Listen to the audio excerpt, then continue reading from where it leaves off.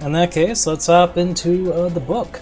My name's Eric Schmiel. I'm not a particularly strong player, but I've studied a little bit, and I have a little bit of a history of it way back in high school. I'm just picking the game up again recently. Been playing for maybe like a week or two. My ELO is like, what, 1280 or so? Trying to get to 1300. And I've just been enjoying like studying parts of the game that I never did when I was younger. So one thing I always neglected were the openings. I never really learned the names of them and the ideas behind them. I just had like one or two standbys, and it's been nice exploring more. I finally finished the section on the open games, which is all games that start with pawn to e4, pawn to e5. And now we're starting a section on the closed games. Pawn to, what is it, d4, pawn to d5, right? The queen pawn. Unfortunately, I hadn't quite gotten explicitly to the openings yet, the Queen's pawn game, which comes before the Queen's Gambit in my book. It has a little bit of preamble. I want to do a little bit of a primer on the basics of a positional play, or the strategy behind it. Because I believe in the closed games, it seems to turn into more kind of long, drawn-out, slower games. That's what the book is suggesting. Because since this spot here isn't opened up, the king is going to be a lot less vulnerable to very fast, fierce attacks that seems to define the open games, from what I've read. Instead, when we open up with this, the king winds up being more guarded for more of the game, and thus I guess we have to deal with a slower game over here on the queen's flank, typically, without, our true objective really being focused over here, especially after they castle kingside. That seems to be the gist that I'm getting from the book. So, since so much of it is going to be about trying to eke out small positional advantages, I want to give a primer on what those positional advantages are, why they're advantages, and like how to recognize them. So we're going to be covering a little bit of that, and then after that, we should be talking about the Queen's Pawn game more directly. So let's dig in. I think right now we're about to look at the Tarrasch defense to the Queen's Gambit to demonstrate another, I guess, one of these positional advantages. So it has a series of moves that I'm going to play through to get to the position that is used for its demonstration. Let's see, the position is reached in the Tarrasch defense to the Queen's Gambit by pawn to queen 4, pawn to queen 4, pawn to queen bishop 4, right? It said a big thing was not to play your knight here, because getting this pawn to join these three pawns in the center on their attack here is pretty crucial to how this opening is supposed to play, and if we play that knight there, it's going to block it in, and we're going to be outnumbered there. So a lot of times in these Queen's Pawn games, we don't want to play that there, at least not until we get this guy out here joining the battle for the center. We don't have that same luxury when we're playing the open games, because we're going to make our king a lot more vulnerable by weakening the pawn structure like that over here. Sorry, it's the end of my day. I got up at 4:30 p.m. yesterday evening, so I'm now just getting time to the part where I can relax and do my thing with my day as is. So I got a nice cocktail, Cosmopolitan. I'll be taking sips. Anyways, let's see what the Tarrasch defense is. Okay, pawn to queen 4, pawn to queen 4, of course, and then we have that pawn queen bishop 4, like I mentioned. That was so key to these kind of these games. Now pawn to king 3, he's being defensive. Okay, right, because he's fending us off. We're the one pulling the gambit, so he just declined our gambit, it looks like. Okay, so then knight to queen bishop 3, we can do that now that we got this pawn out. We don't have to worry about blocking them anymore. This of course puts more pressure there, so I guess right now if we take, he takes, and then we can still can't get for free because the queen's there, but looks like it's something to work towards. Alright, pawn to queen bishop 4. He plays his pawn to queen bishop 4. Okay, and so looks like we got a little bit of a standoff here. Not quite sure what would be the ideal way to play this. Oh, okay, we got the pawn trades right off the bat. Bishop pawn takes pawn. That makes sense. We take the pawn from the outside and put it into the center instead of removing one of our central pawns voluntarily. Right, we're all trying to fight for the center, right? Oh, no. King pawn takes pawn. For the return. Okay, cool. So he's still in the center, and he's not just... I guess if he didn't, he would lose both of his central pawns right there. Alright. Clearly he's exerting more control over the center than white is, because white's only attacking that, while black is attacking both of these in the center. With pawn moves, that is. I guess if you want to look at all the effects, if you include the knight, white's attacking all that, right? Anyways, let's see how this keeps going. Knight to bishop 3 for white to respond to that. Protecting the pawn, it looks like. Not pulling out this. If we do that, I guess we're going to block in our black squared bishop. That's the idea, maybe. Okay. Knight to bishop 3, then knight to queen bishop 3. He can play that since he's no longer blocking that pawn like we discussed. Right. Okay, and this is once again putting more pressure. Still can't win the trade because it's the exact same situation we were dealing with previously, because we got the queen targeting and he doesn't. Okay. Knight to queen bishop 3, pawn to king knight 3. King knight 3? No. Really? We saw, yeah, knight to queen bishop 3, pawn to king knight 3. Oh, okay, we're doing a fianchetto. I was like, why are we weakening the king castling defense, right? Why are we weakening that pawn structure? But I guess the idea is to get that guy right there. And then we got that fianchetto line. Okay. Oh, and I guess it's going to target this, which is now currently, I guess, a weak pawn, right? Because no other pawn will be able to support it. Literally, because of the conditions of the game. Okay. What's next in the defense so far? Queen bishop 3, pawn to king knight 3, knight to bishop 3 for black. Just solid development. I don't see it attacking anything. Not really. Oh, it's defending. Okay. Once that bishop's putting pressure on it, I guess that'll help with that. But also, you know, it's good to make your development moves serve a higher purpose. Do more than one thing. Have your moves accomplish as much as possible with any individual move, right? I think that's one of the principles I read about. Alright, bishop to knight 2. No. Yeah, okay, right, the fianchetto. Boom. Alright, just as predicted.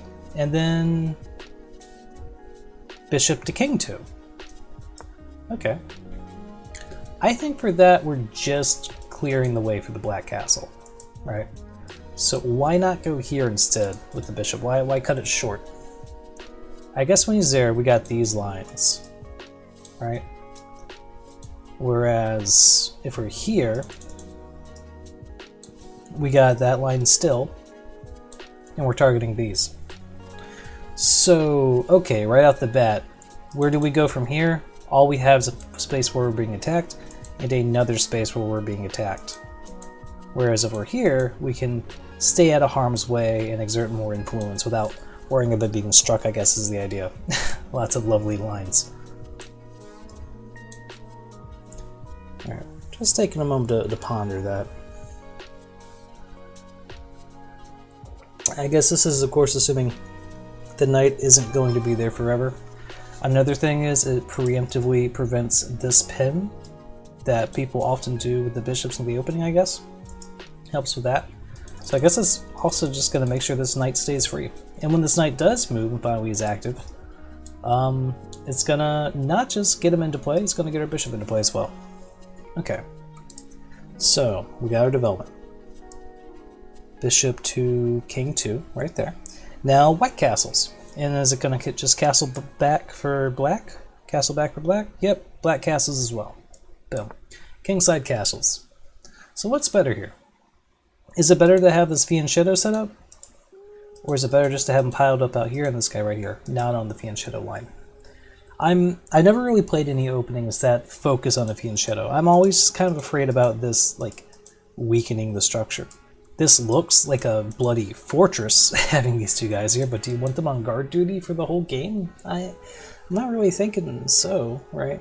Nonetheless, it's not really just guard duty though, because like this is the line that the white bishop can exert the most influence on. So I guess it's a pretty aggressive place to put a bishop ultimately, right? This is the line the bishop has maximum influence on the board. Unfortunately, it's not targeting what we actually need to kill to win the game. But I think that's kind of the point about these Queen's pawn games, is that, like they say, it's going to be kind of more of a slower positional game that's happening over here, looking for subtler advantages in the position. Okay, so we got our castles. Pawn takes pawn. Now we're popping the tension, I guess. Boom. The only pawn that can take. What's black gonna do? Just walk forward? Oh, we can just take it. That seems like the most obvious choice to me. Of course, if we do that, it kind of undoes the point of our development a little bit. Well, I guess we get the castle. Yeah. I'm thinking the bishop taking the pawn looks like the most obvious thing, right? What else could we do? Just go here and then get eaten up by a queen? This is looking free. No, it's not. Yeah, I think that's the move. Bishop take pawn. Bishop take pawn. Bam. Alright, oh, I should mention, I try to do a bit of like active learning, so I don't just like go through the moves mindlessly. I try to, ideally, I feel like it's a good sign if I can guess what they're going to do before reading the next move. Right, it's like a little bit of a test for myself. But I also feel like stopping and looking at each move and asking why they're making that move is going to help us internalize the strategy behind it. Oh, thank you. It's a cosmopolitan, half one. it's quite nice. I'm enjoying it. Right, I feel like actively analyzing every choice they make during these opening lines helps us internalize the principles that they're following. This like isn't just some rote memorization task. All these moves serve a purpose, and if we can understand the purpose, we'll do better when we go off script in the future, and I think it'll improve our game more broadly overall.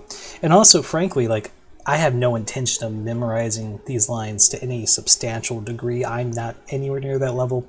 I think that's why they warn new players to not study the openings, because they kind of get lost in a quagmire of rote memorization rather than learning, I guess, broader skills about how to play the game better. And I don't have any intention of really memorizing these too deep. just a few basic.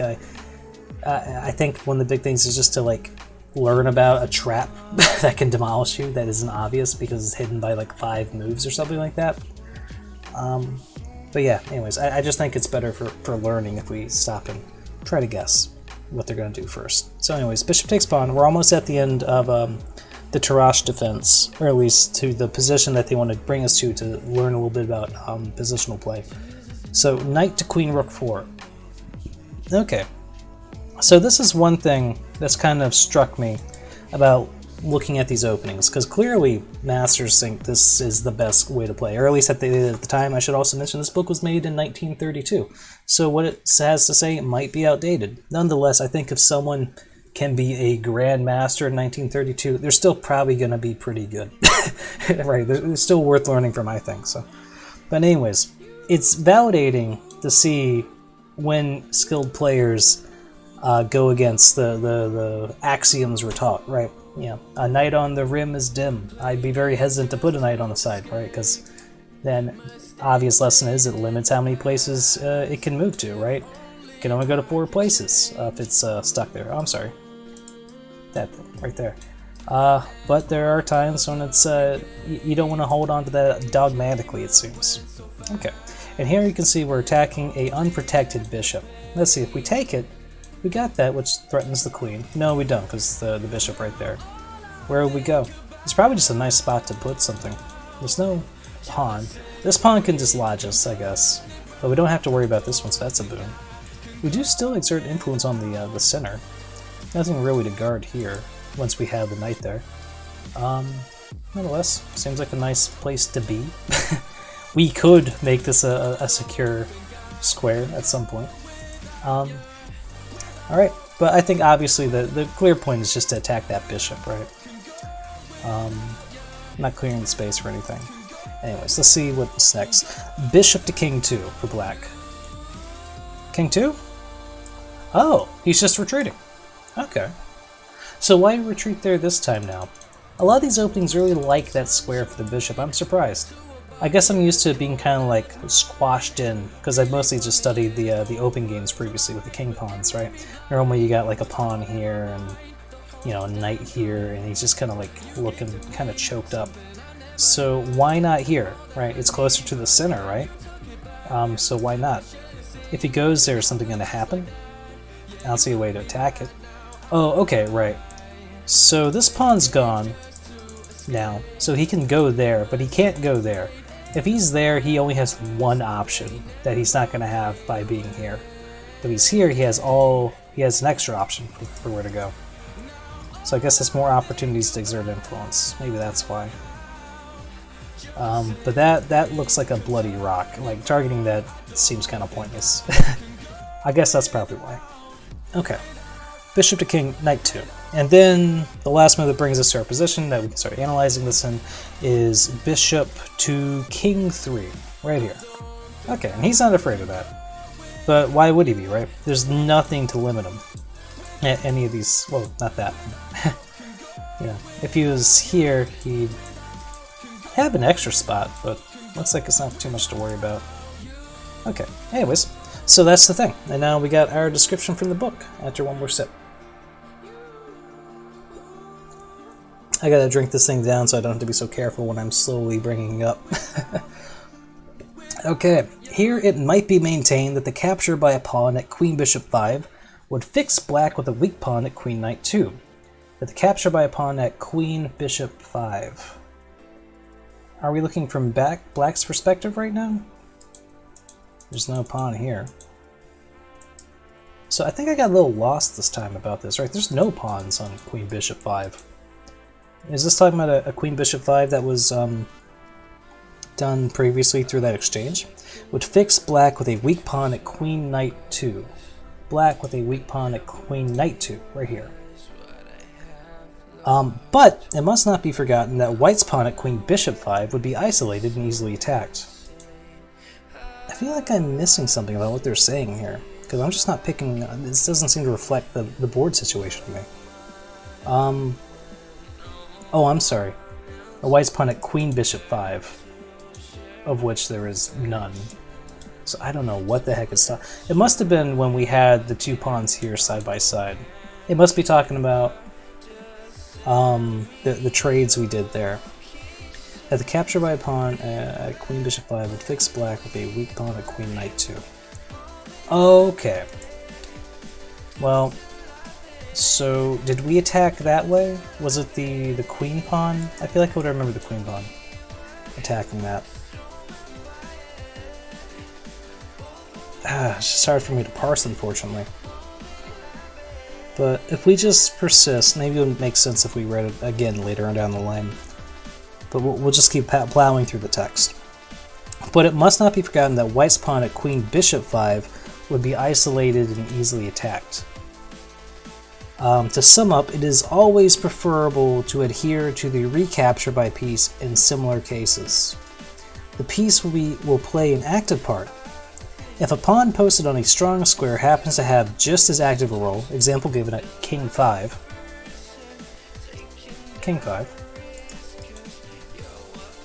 there is no... I feel like we must be talking about a completely different situation here.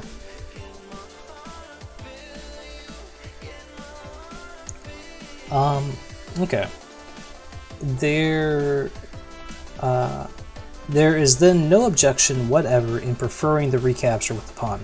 Thus, before occupying strong squares or our opponent's weak squares, we must observe them. That is to say, we must bring the required number of pieces to threaten the square or squares in front of them.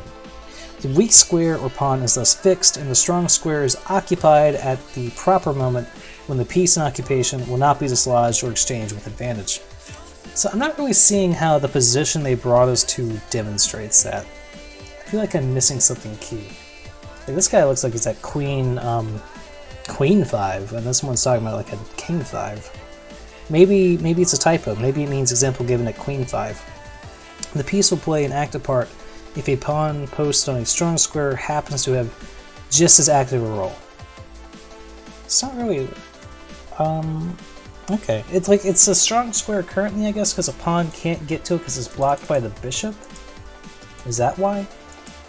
Because I think it says something about strong squares being defined by a weak square is weak if it can't be attacked by a pawn, and a strong square is strong if it's supported by a pawn, I think. Oh, okay. That's the strong square, because it's being attacked by the pawn. Now it's all coming together. I was looking at pieces for strong pieces, but we're talking about strong squares because we're talking about positional advantages. Ah, okay. Connection made. Feeling good. Got a level up there. My stat points just went up 1 point. Okay, so let's reread the sentence, and with that in mind, let's think about it a little bit more. Here might be maintained that the capture by a pawn at Queen Bishop 5 would fix black with a weak pawn at Queen Knight 2. That the capture by a pawn at Queen Bishop 5, that's there. Pawn was captured. Must have been from when we were doing that. If I look back, Bishop pawn takes pawn.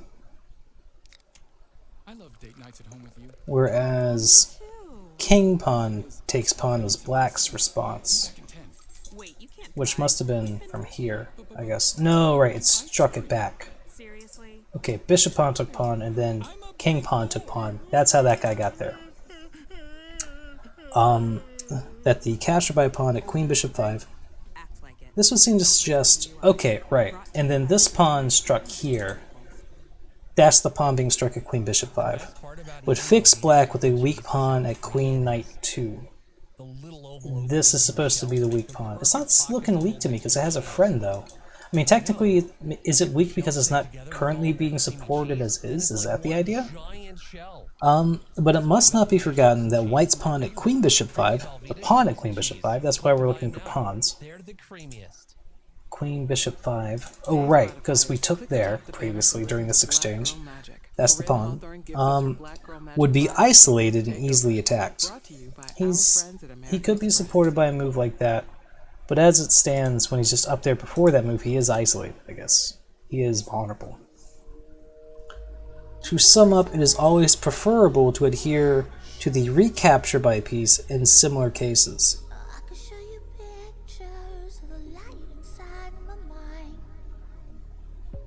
The piece will play an active part.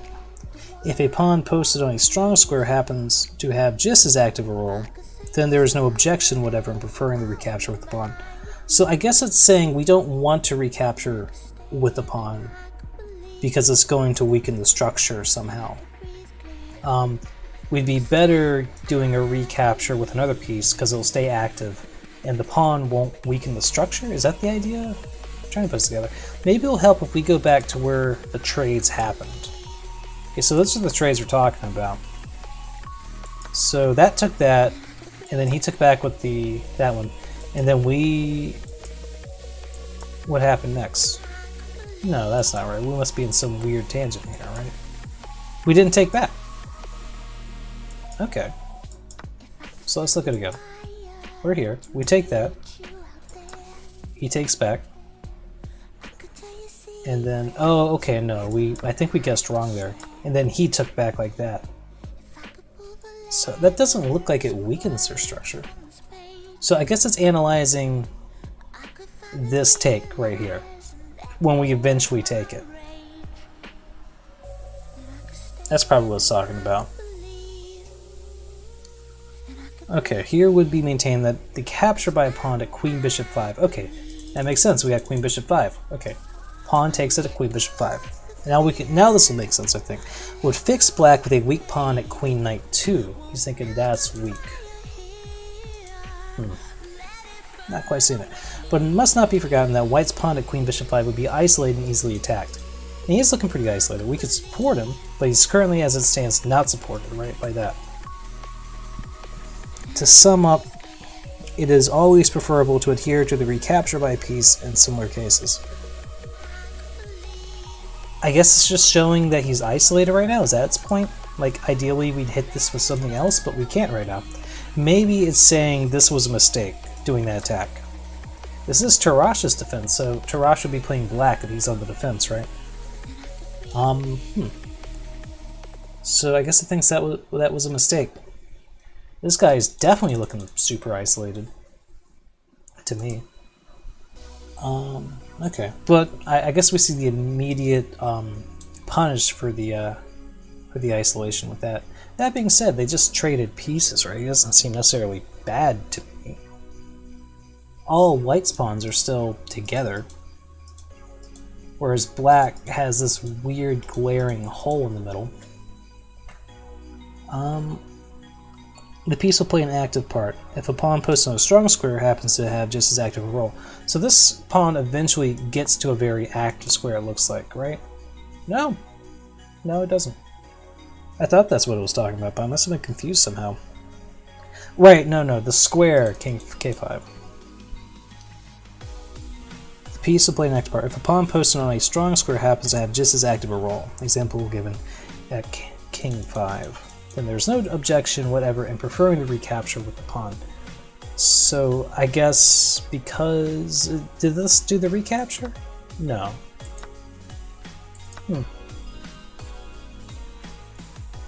Yeah, I'm just not seeing it. I think I must be getting confused here somewhere. I'm starting to get so stuck on that, guys. But I think it's probably best to just move on at this point. Oh! Blue Fire Lily, I'm sorry. My notices are a little wonky. Thank you for the follow. I really appreciate that. I need to really get one of those blips that appears and does a fanfare or something. Thank you. Okay.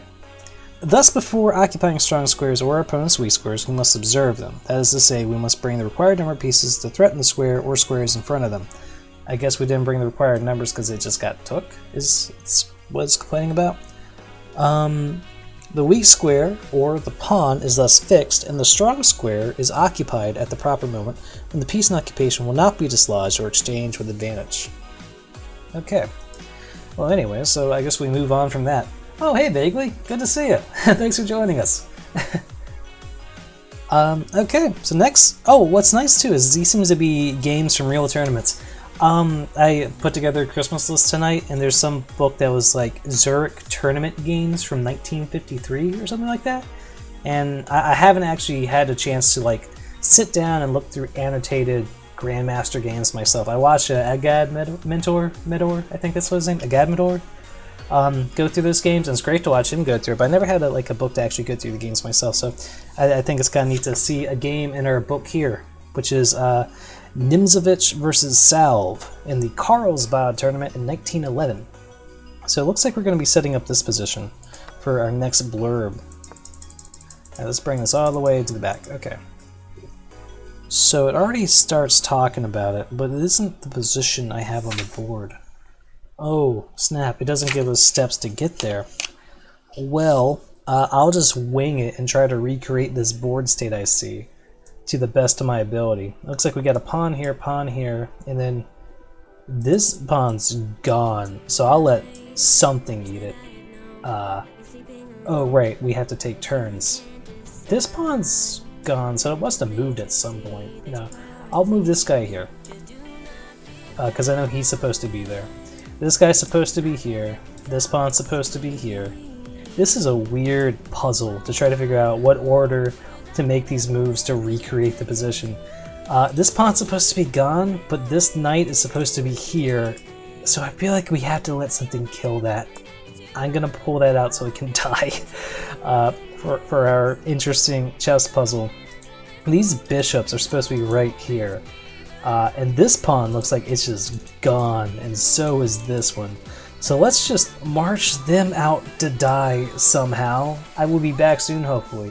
Oh, alright, Vig, take your turn. Oh, turns out trying to watch Twitch while rendering is not good for my PC. Fair enough, sir. Well, thanks for hopping in. I hope to see you back soon. We're learning positional principles. As to who won, well, let me skip ahead if it see if it says. We shall make the affirmation many times in modern openings, yada yada. In short, the question of weak squares is led to the discovery of the strategical plan. In chess, as an art, every detail counts. I don't think it says, but maybe after this analysis we'll have a sense who did. I feel like Nimzovich is a name I've heard a lot while like researching chess a little bit. And Salve is a name I've heard less so. So I'm going to go out on a win and guess Nimzovich won. I feel like I've seen a photograph of him at some point. It just seems like a solid standard to go by when making bets based on nothing else. Whoever I've seen a photograph of, he's probably winning. I guess. Right, but let's try to get this set up. The knight's here, right? Okay, and now he has a bishop here. Definitely has a bit. Oh no, no! This pawn's supposed to be dead, so we have to pull him out so he can die. Okay, knight's in the proper place. This black square bishop is here. Yeah. Okay. This is all coming together, right? White squared bishop's here. And then we have another bishop here. This pawn's dead, so we gotta get this guy killed. We have a white queen here, and we're gonna have a castle here. Okay, what's right? We have to get this guy murderized so we can get this queen here, this rook here. This is such a weird puzzle. This knight does not seem to exist on the board. So, but this bishop's supposed to be here. So I think this might be our time to kill this guy. Let's just get him there to do the deed. Hey, welcome back, Vaguely. We're still awkwardly trying to get this board set up the way it reflects in my diagram here. It's a strange puzzle. Okay. So that guy has to die, right? Oh, but we also have the castle. We're almost there. I see the light at the end of the tunnel. Alright, so we have to kill that guy. But we also need you to live, so we can't put you in a position yet. But this knight isn't supposed to exist either. Where can we put you to die? That looks like a dying spot. Let's get you there. Black bishop is supposed to be here. And now you're in the dying place. Cool. You're supposed to be there. It's all coming together. I'm feeling good. I'm feeling good. Okay, white looks like white looks good. White is how white's... No, that has to die. It all has to die. Sorry. I have a hunch, mathematically, they should wind up at the exact right spot at the right time.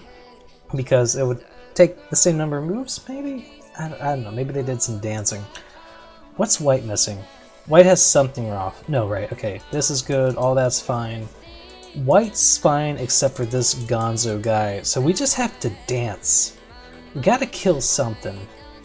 This pawn's supposed to be gone, so let's just dance over and get him knocked out. And then, right, this knight's supposed to be gone too. Just put him on the chopping block. Right, everything's groupy for white right now though, so we just gotta knock the guy out. You can go back, I think? Right, we get rid of that knight. He's supposed to be there, and then he doubles that up. So, okay, we're almost there. We got the bishop there. He doubles up. He goes there. Black is no, black has to castle. Okay, look at that. Exactly the right number of moves. Can you not set up a board on chess.com? Chess.com, my bad. It's alright, I shall forgive you, sir. Nah, and it's a feature I really wish they had, that you could just place the pieces however you wanted, instead of having to do this weird sequence to get it set up properly. Oh, this guy is not supposed to be here, and neither is he. Who strikes first? Okay, now this is easy. Bop, bop. Okay, I think that's it. I think that's the situation. That's the Nimzovich v. Salve sequence. Very official. Truly scientific. One last look to verify all this. This is going to be a lot of work for like one paragraph of text. This isn't going to be important. I can feel it. Alright, yeah, this is... Okay, this is good. We're ready to learn from the actual expert. Okay, the three white pieces, queen, bishop, and knight, to which we will be added a fourth, the queen's rook, when it moves to king 1, defend the square king 5, and keep back black's something. Trade the queen for the pawn, easy. Okay, yeah, he is supposed to be there. Okay, I was like, is that not supposed to be there? Yeah, it's supposed to be there. He wouldn't do that. Nimzovich is too pro for that Gambit, vaguely. Alright, the 3 white pieces, queen, bishop, and knight, to which will be added the 4th, the queen's rook, when he goes to king 1. Defend the square, king 5. Wrong bishop. Bop, bop, bop, bop. Okay. So that is a weak square for black. And the reason it's a weak square, the weakness is defined by the pawns. There is no pawn that can attack this square. So if you put a piece here, it's going to be rock solid. Bam. Nothing's going to be able to throw this thing off, except that something that's going to want to trade. A good example is, so let's say we go through this. That takes that, and we're going to be fine because it's protected. So it's going to be a good spot to put something.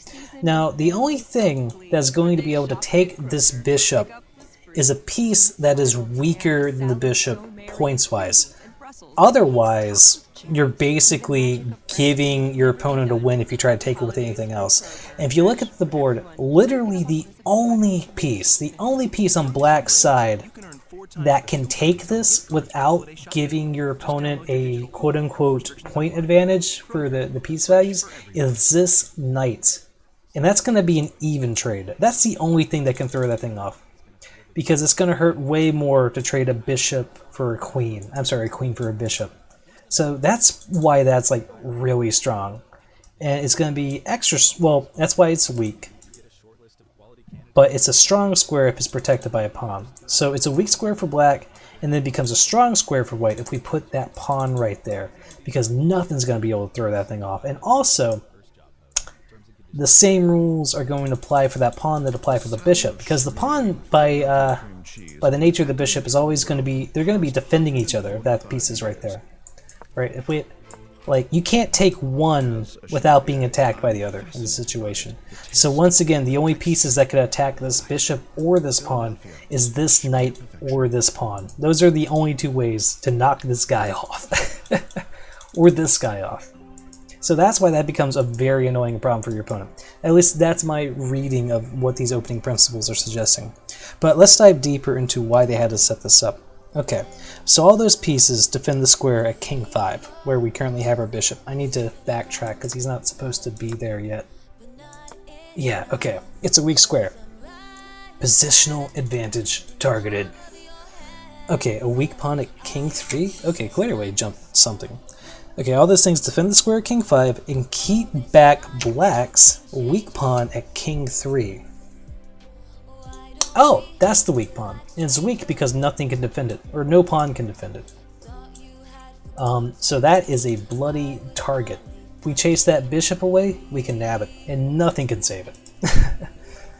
Okay, and we keep it weak by having a piece there. So if we have this piece, this pawn can't ever get to this spot of safety where it won't be weak anymore. It's blocked. So that's another advantage to getting your guys on weak spots.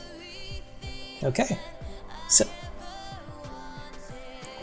evidently, the preceding remarks advising you to mass as many pieces as possible at one point appear to offend against the rule of economy of force, which requires one piece to protect several points.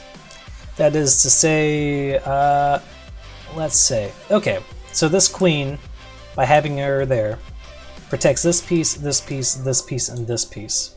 We're getting a high economy for the use of this piece's force by having it in a spot where it protects lots of things, right? We're getting the most with the least. Of course, that makes it kind of fragile, right? Yeah, if you ever move that, you suddenly make a lot of things very undefended. It's a give or take kind of thing, right? So I'm going to reread that one more time because it has that old-timey language that makes it a little tough. Evidently, the preceding remarks advising you to mass as many pieces as possible on one point appear to offend against the rule of economy of force, which requires one piece to protect several points. Right, okay, because it's basically the inverse of that whole point in general, right?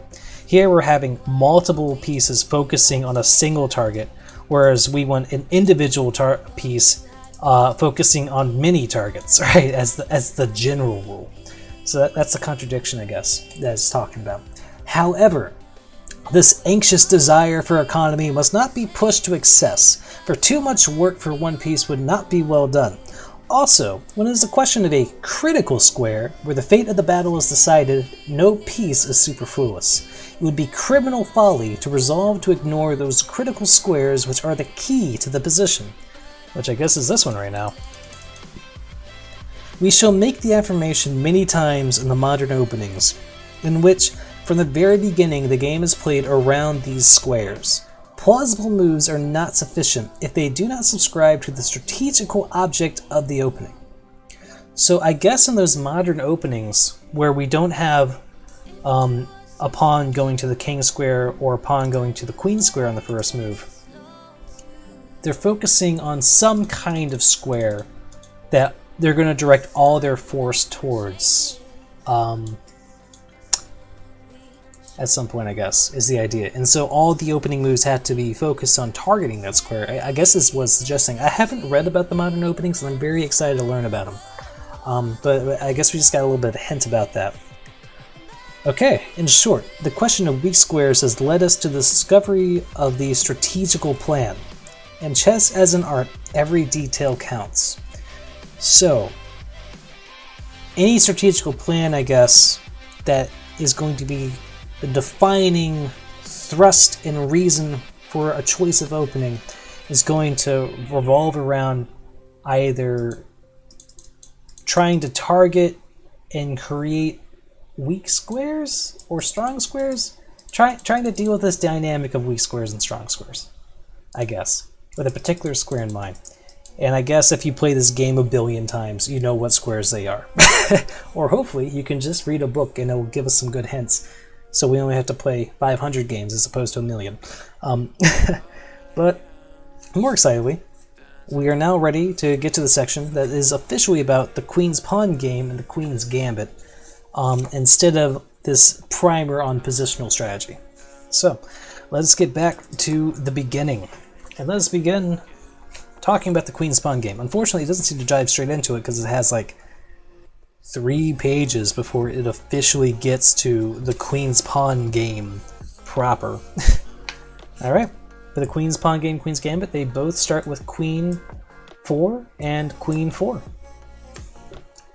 This preamble will now be of service to us in establishing the particular tendencies of the closed openings as compared with those of the open games. The hand-to-hand struggle is avoided. The battle is joined on the queen's side, where the operations have not the keenness of king's side operations. The weakening maneuvers proceed slowly with the maximum of security. Instead of the clash of pieces in the open games, we have here the slow creation of points of support for pieces and pawns. We can already see the difference in spirit and easily understand why we cannot play the close games in the manner of the open ones without showing a gross lack of appreciation. And I just want to reiterate, close games are when you have both the queen pawns going out. Open games are when you have both the king pawns going out. So these are the opening games it's contrasting with that start like that. Okay, bop, bop. I said bop, good sir. Thank you. Okay.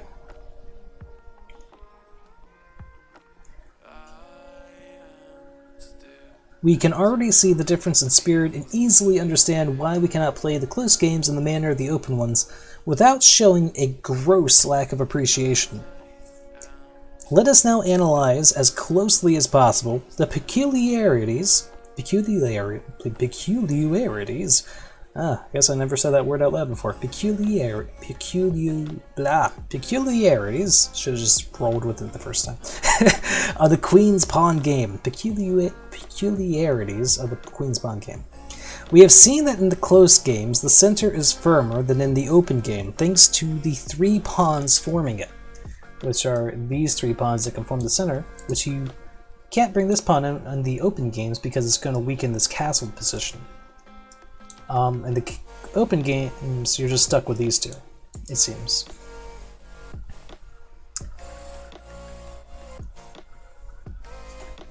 And that the queen's bishop's pawn must retain the option of advancing 1 or 2 squares. But as black's queen pawn will be attacked after pawn to queen 4, pawn to queen 4, pawn to queen bishop 4, by 3, knight to queen bishop 3. I just skipped. Okay. But as black's queen pawn will be attacked. This guy will be attacked immediately once we do this on the third move. Okay. He must defend it first. So that's why we have this. Because we're preempting this. That will come 2 moves later. Or I guess a move later. Obviously by pawn to king 3, before allowing himself to play his own queen bishop pawn forward. We thus arrive at a configuration recalling the Philidor defense, which is pawn to king 4, and then knight to king bishop 3. That's this guy. Basically it's pawn to king 4, knight to king bishop 3, which attacks that pawn that just went there, and then you defend it with your queen pawn. That's the Philidor. So we see that basically being recreated when this guy goes here, right? We have the pawn go out, and then that recreates that Philidor system it's referring to. Right. Must retain the option of advancing 1 squares, but as black's queen's pawn will be attacked. Eventually, he must defend it first by pawn to king 3, or last a pawn to queen bishop 4. We thus arrive at a configuration recalling the Philidor defense, or the Ruy Lopez, which is basically king pawns. This knight goes out attacking that pawn. This knight goes out defending that pawn, and then this bishop comes out, implied pinning the king, but not yet because this has a pawn on still. Hopefully that made sense. But that's the Ruy Lopez. Has a whole thing showing the sequence of the Ruy Lopez with the same consequences. One of the black bishops cannot be developed. So this book really doesn't like the Philidor defense because if you bring out this singular pawn right here, you're going to slow this bishop down. Like, this bishop cannot develop in a very nice way. It's going to be just stuck on this particular row if you do something that resembles the Philidor defense. It doesn't like that. It is therefore of importance to determine clearly, first of all, whether the queen's bishop should be developed before pawn to king 3 by playing, say, bishop to king bishop 4. So it's saying this needs to be defended before this comes out, because that's going to be a lot of pressure right off the bat. So maybe instead of going there immediately, though, we should bring the bishop out before playing that so he's not trapped back there. Of course, if we do that, okay, we can still play it in response to the knight, I guess, to get that thing on there. So I think that's one of the key deliberations in the queen's pawn game, it seems. Black's queen's bishop, in leaving the queen's side, weakens it perceptibly. So if this guy's out, that's not being defended anymore. I guess is the idea. And also, all of his influence is going to be here on the king's side, whereas all the battles are going to be happening over here on the queen's side. Maybe that's the weakness it's referring to. For it is on this flank, as we already know, that the struggle will begin. I'm going to repeat that. Black's queen's bishop, in leaving the queen's side, weakens it perceptibly. For it is on this flank, as we already know, that the struggle will begin. The black pawn at queen 4 is not sufficiently defended. The black pawn at queen 4, not sufficiently defended. Right, because nothing's targeting it. Oh, we got the queen. Okay. So that knight there will have 2 points attacking this, while black will only have 1 point attacking this, and that will overwhelm the defense as it stands once that knight comes out. But we can respond to that knight, so we can still stay even. Okay. The black pawn at queen 4 is not sufficiently defended, and the queen knight pawn will be undefended. The queen knight pawn, right, that's what I was talking about. When this guy's gone, he's not blocking that anymore. He's not protecting that anymore. Feasibly, this queen can go here and just smash it, and then that's a free rook. If this knight's not gone already. If you had the bishop gone, and you had the knight developed, then the queen and the rook can function like linked rooks. And then you don't have to worry about that smash and grab on the rook square. If you have enough development already at that point. Okay. The black pawn at queen 4 is not sufficiently defended, and the queen knight pawn will be undefended. And these facts will allow white to begin a direct attack. Example given, Pawn to queen 4, pawn to queen 4, pawn to queen bishop 4, bishop to bishop 4, queen to knight 3, just like I mentioned, queen to knight 3, and white wins a pawn right off the bat. Okay, yeah, we win a pawn no matter what, because you can't defend this and you can't defend that at the same time. Oh yeah, because the queen's also targeting it. So if we take the pawn next turn and we take back the queen, then we're going to lose a queen. So it looks like we can't defend this piece and this piece at the same time. Feasibly, I guess we could have the bishop here and put him there, but god, that just looks god-awful, doesn't it? Oof. Okay. So it seems like we don't want to develop this first, right? Because we're exposing ourselves, it seems to me. But let's see what the book has more to say. This type of threat is always present in this opening because of the advance of the queen's bishop's pawn. Therefore, black must always ask himself, before moving the queen's bishop, how will he protect his queen's knight's pawn? So if we don't have an answer for how we're going to protect this, we shouldn't pull our queen bishop out when we're playing this opening, or this defense. Oh right, okay. So that's a very unique facet of this opening, it seems. I didn't put that together. I always thought about this pawn coming out for attacking the center, but I guess it really does open up an avenue for the queen that I'm really not used to seeing, right? A lot of times this queen is blocked in by this, right? We do the knights to I guess develop in a more natural way, right? We do this and it attacks, right? We're trying to do as much as possible with our move, and when we do that, well, our queen doesn't get this lovely avenue to present assault like we're seeing here. So it's a nice warning for us to be like, hey, they can do that now. Watch out. I guess that's what it's saying.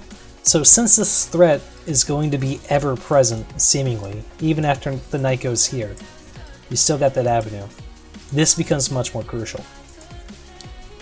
Alright.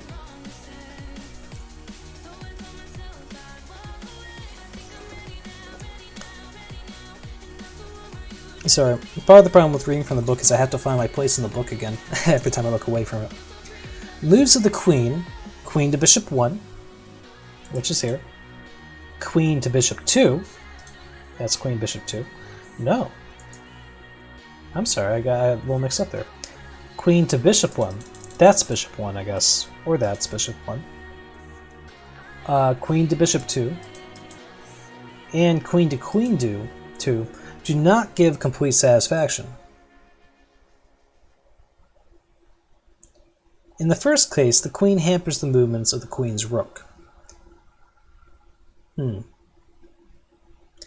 I wonder if this is talking about as a kind of defense.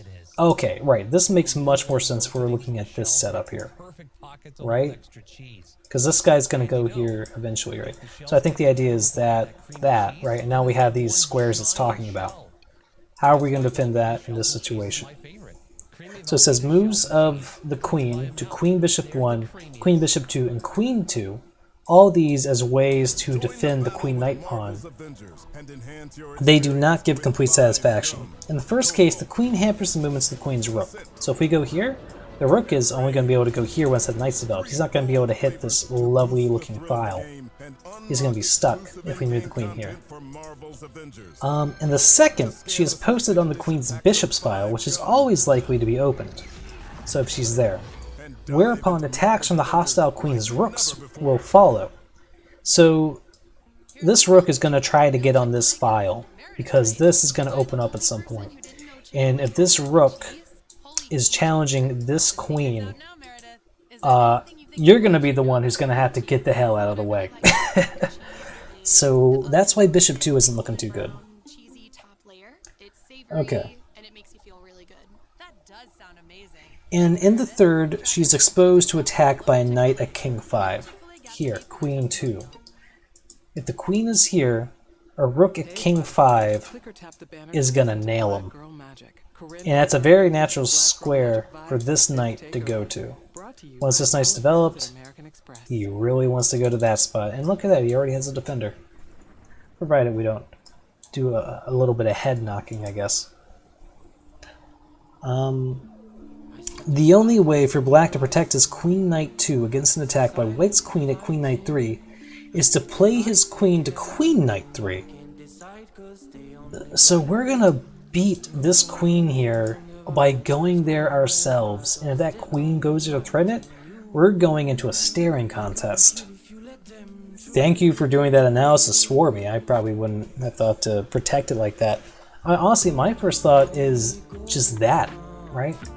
Why bother with the queen at all? Just let the man hang out. Seems like a nice square to me. Hope we don't address that. Okay. He need not fear to allow his queen's knight's pawns to be doubled after the exchange of queens. For the opening of his queen's rook file will give him ample compensation. So, if he does decide to trade, right? Let's say the attack is started. How are we defending it? I probably should have done that first. This is the thing we're afraid of. If we go here and he trades, we shouldn't be worried about doubling our pawns here, which is a common positional weakness, because this is a lovely, lovely thing to get in compensation for that. We already have a rook on an open file. It's awesome. If this rook ever leaves, we're smacking it.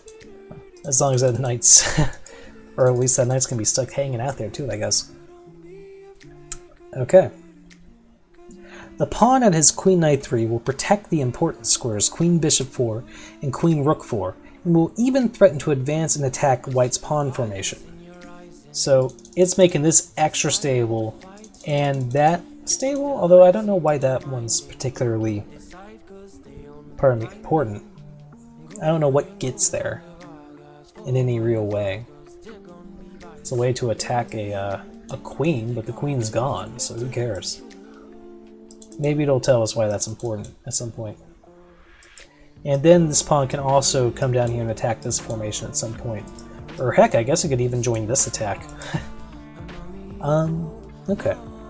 Thus we arrive at the conclusion that in order to bring out his queen's bishop to bishop 4, black must first protect his queen's pawn and prepare to play queen to knight 3.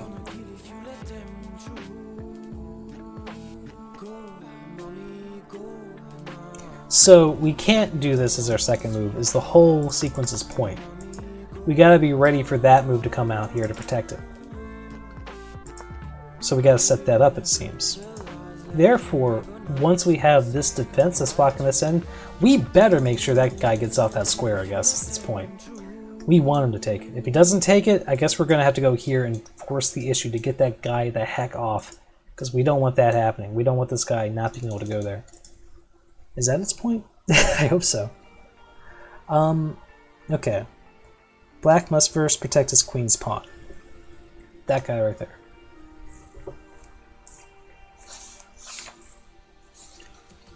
The move pawn to queen bishop 3 achieves both these objects. Pawn to queen bishop 3.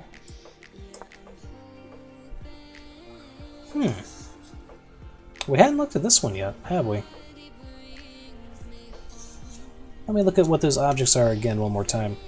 Thus we arrive at the conclusion that in order to protect bring out his queen's bishop to bishop 4, black must first protect his queen's pawn, protect that, and prepare to play queen to knight 3. Oh, okay. So this pawn has to get out so he can go there the same way this queen's going to be able to. So we can't just do a matching attack is its point, I guess. We can't just thrust out right off the bat. We have to have this thing defended. Okay, and I guess we have to have this thing defended because once we have that there, and this queen isn't there to protect anymore, this is clearly going to be overwhelmed, is the idea. No. My bad. We don't even have to worry about that yet. If this queen is there, this pawn will be undefended, and it's just a free pawn. That's why we have to protect it as is. And once this queen's there, and that guy's there, we're going to have to come up with something else, I guess. Diz? That seems gnarly. Oh, you know, interestingly enough, if we had that there, he could just strike it, right? Oh, let's see a little bit more. I think I'm about ready To wrap up the opening study, though, these chess books seem to be really slow to go through, I think because of the analytical approach we take to reading the material. We do stop a lot to think about, why is he doing this? What could we do? Okay. Now we already see two main lines of defense appearing. Either, one, pawn to queen bishop 3, goes there, followed by bishop to bishop 4, giving up the idea of playing pawn to queen bishop 4. So if we do this to defend that, if we're pushing our pawn here, we're clearly giving up the idea of putting it here, is its point. So we have the choice between letting this pawn be supportive, or I guess we have the next one that popped up in our Tarash's defense analysis previously, where we just fire back. Is that what option 2 is going to be? Yes, it is. Okay, now we already see two main lines of defense appearing, either pawn to queen bishop 3 followed by bishop to bishop 4, giving up the idea of playing pawn to queen bishop 4, or 2, pawn to queen bishop 4. The queen's pawn being protected by pawn at king 3. Okay, so we got two options to defend this guy. This guy or this guy. There's too few queen's trades in the Queen's Gambit. Well, you know, maybe we're talking about the Queen's Pawn game right now. I mean, this seems like it's going to be a pretty guaranteed trade, right? Actually, I guess this point is we're offering the trade and white would be foolish to take it. Whoever initiates this trade is going to suffer, it seems. Because whoever does that is going to have this beautiful file opened up and this extra support on this central battle that we're detailing. Okay, or pawn to queen bishop 4. Bam! No, we have to set that up with this, and then bam! Okay, the queen's pawn being protected by pawn at king 3, in which case the move bishop to bishop 4 is rendered impossible. We won't be able to have that if we do this. So I guess that's what we're choosing between. Are we choosing between this battle, having all this stuff out, or are we choosing between this man being locked in here? The queen will be free though. Yeah, even if we move this pawn, this bishop is still not looking super great unless trades happen, right? He's stopped at 2 spots. If he goes there, I guess he can help target that pawn if it's weak. Okay. Bishop to bishop 4 is rendered impossible. A combination of 2 moves, pawn to queen bishop 4 and bishop to bishop 4, is impracticable and would open up the game too much. One can, however, combine the other 2 ideas. So it's impossible for us to have both this move and this move. It's going to be way too open. But we can combine the other 2 moves. What are the other 2 moves? The other 2 ideas, which is pawn to queen bishop 3, bam, and pawn to king 3, bam. We can combine these 2, but we can't combine these 2. Renouncing both pawn to queen bishop 4 and bishop to bishop 4. This last is the most passive defense, recalling Steinnitz's defense to the Ruy Lopez. So black wants the most passive game possible. That's what we're doing. Best opening is Reti. I don't know the Reti, but I'm curious to look it up. Let me hit that F11 button, pow, and open up a Reti tab. Reti chess. What's this? The Reti opening. Okay. Ooh, that's looking gnarly. Why am I doing this? Okay, so I should say, Selim, is that I've only ever looked at open games before. This is my first time looking at closed games, so if it ain't starting with this move, I don't know what's going on. So, what the... Okay, no. This has to start with this, right? And then we go here. And then this comes at the challenge and we say, no, we're putting that pressure on. That's the Reti? Is that how the Reti happens? I see it right there. Reti opening, Reti Gambit declined. Or I guess we have Reti Gambit accepted, don't we? What the fuck is this? This is the final chapter of the book, I'll tell you right now, because it doesn't start with one of these moves. I literally have to get through 100 pages before I even start to look at analysis of anything looking like this. But this is interesting. What even happens here, right? I guess we protect it with that. This bishop can get out here. And this guy's targeting it right there. So if he challenges there, we can just leave this guy. That's not a real challenge, right? Because if he takes it, if he takes it, we get that oh so juicy queen trade where he can't castle anymore. Is that the idea? How can white attack this? How can white throw this off? This can afford to be given up. And also we're getting this pawn away from its central control. It's not really controlling the center anymore at that distance either, is it?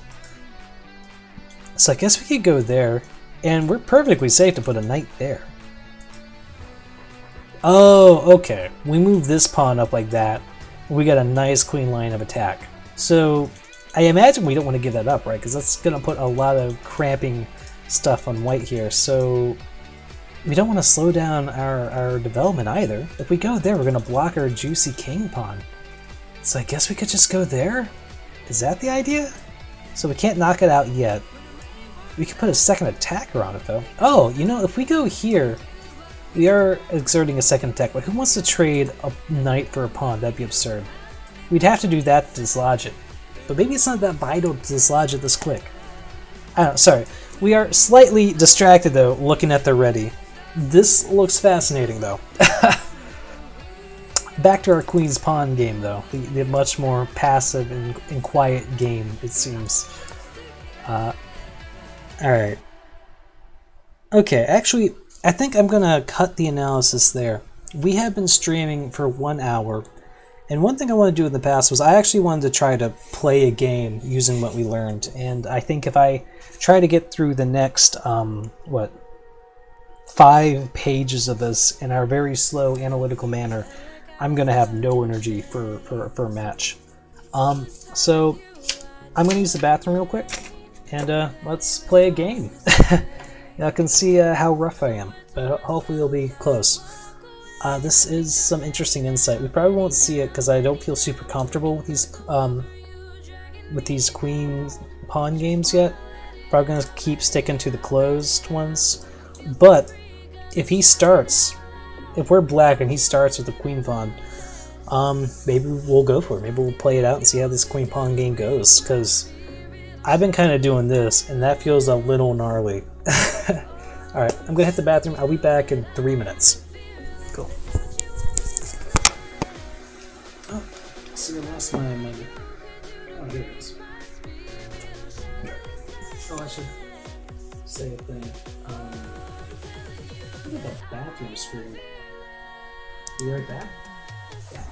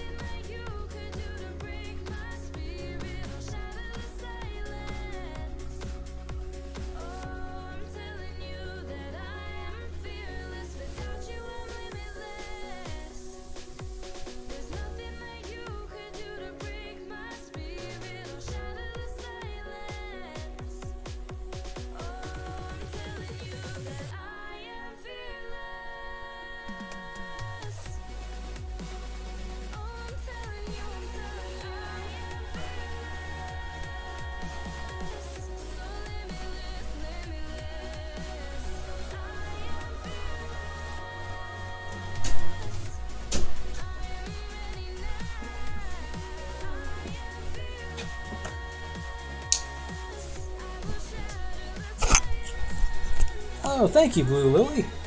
I wish I could take credit for it, but it's just a default thing on my default OBS setup. It looks nice though, right? I was just thinking that like the time has come for me to finally learn how to draw, so I can actually make graphics instead of, I don't know, being just left to the fate of the internet, which is a horrible place to be, in the hands of the internet. You know, by the grace of God go I. But it looks like the internet served us well tonight. Alright. Let's take a look at this. I got my little social media toggle thing. I think the time has come to activate it, to toggle a tweet. So I'm also trying to learn how to be a programmer. And I made this web app as like a portfolio project, and it toggles tweets on and off. So we can look at this. I got a tweet right here that's like, "Hey guys, I'm studying how to play chess openings." So you can't see one of my games here. And so I can toggle this off because we're not studying the openings anymore. I'm about to play a game. I can say, "Hey, we're playing chess right now, trying to apply what we learned by playing a few games on stream now." Da da da da da. Skaboosh. Philadelphia. Perfection. Oh, look at that. I am not at the mercy of the internet. I am the internet. Feels good. Let's play some games. Wow. It's actually doing a thing. I made a thing that solves a problem. A trivial problem? Maybe. But that's probably the first time I actually toggled one on and off. It's nice. Alright. You see my shameful bullet habit that's recently arisen. I always play 30-minute games. I feel like I grow better playing 30-minute games. I was playing 10-minute games when I first started playing, and I think I just wasn't doing like a thorough enough Oh fuck. It's fate. It's justice.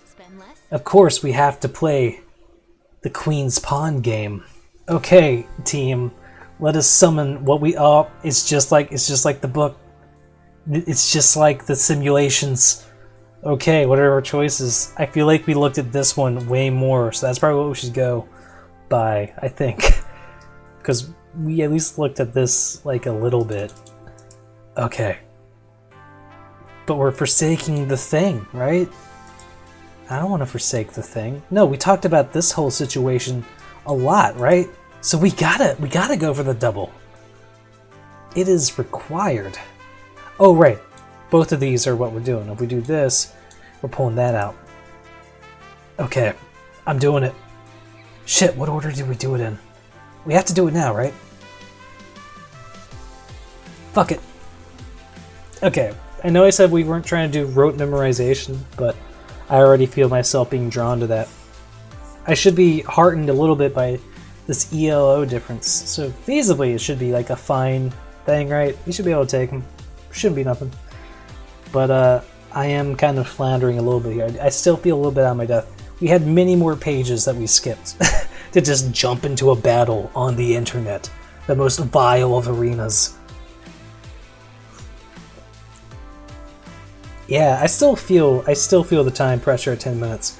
I thought it was going to be fine for the first couple games I played once I started playing chess again. But it wasn't.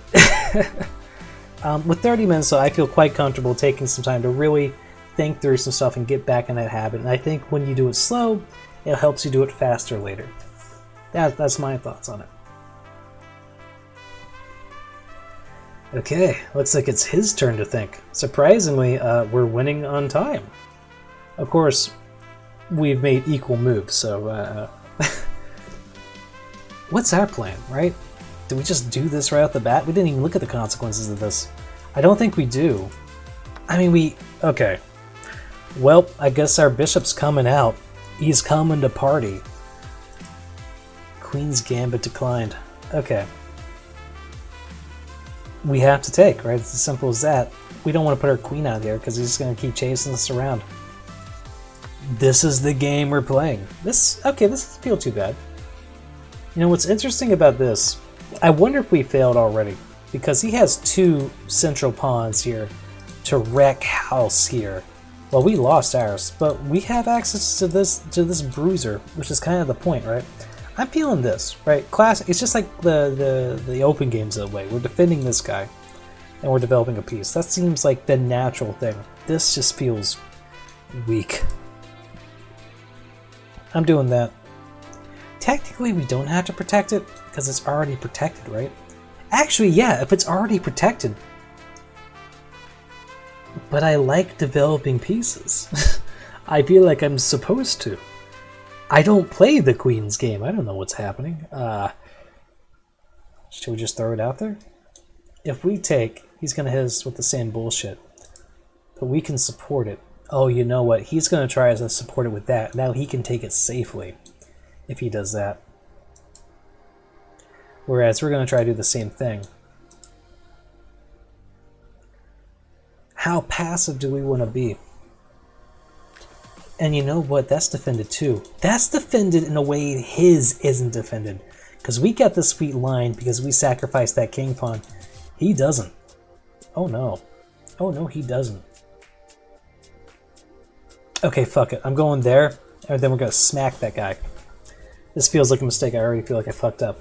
We're not following the principles. What about the sweet, beautiful principles of development? Not today. Alright. Once we get this guy out here, we can pull the trigger.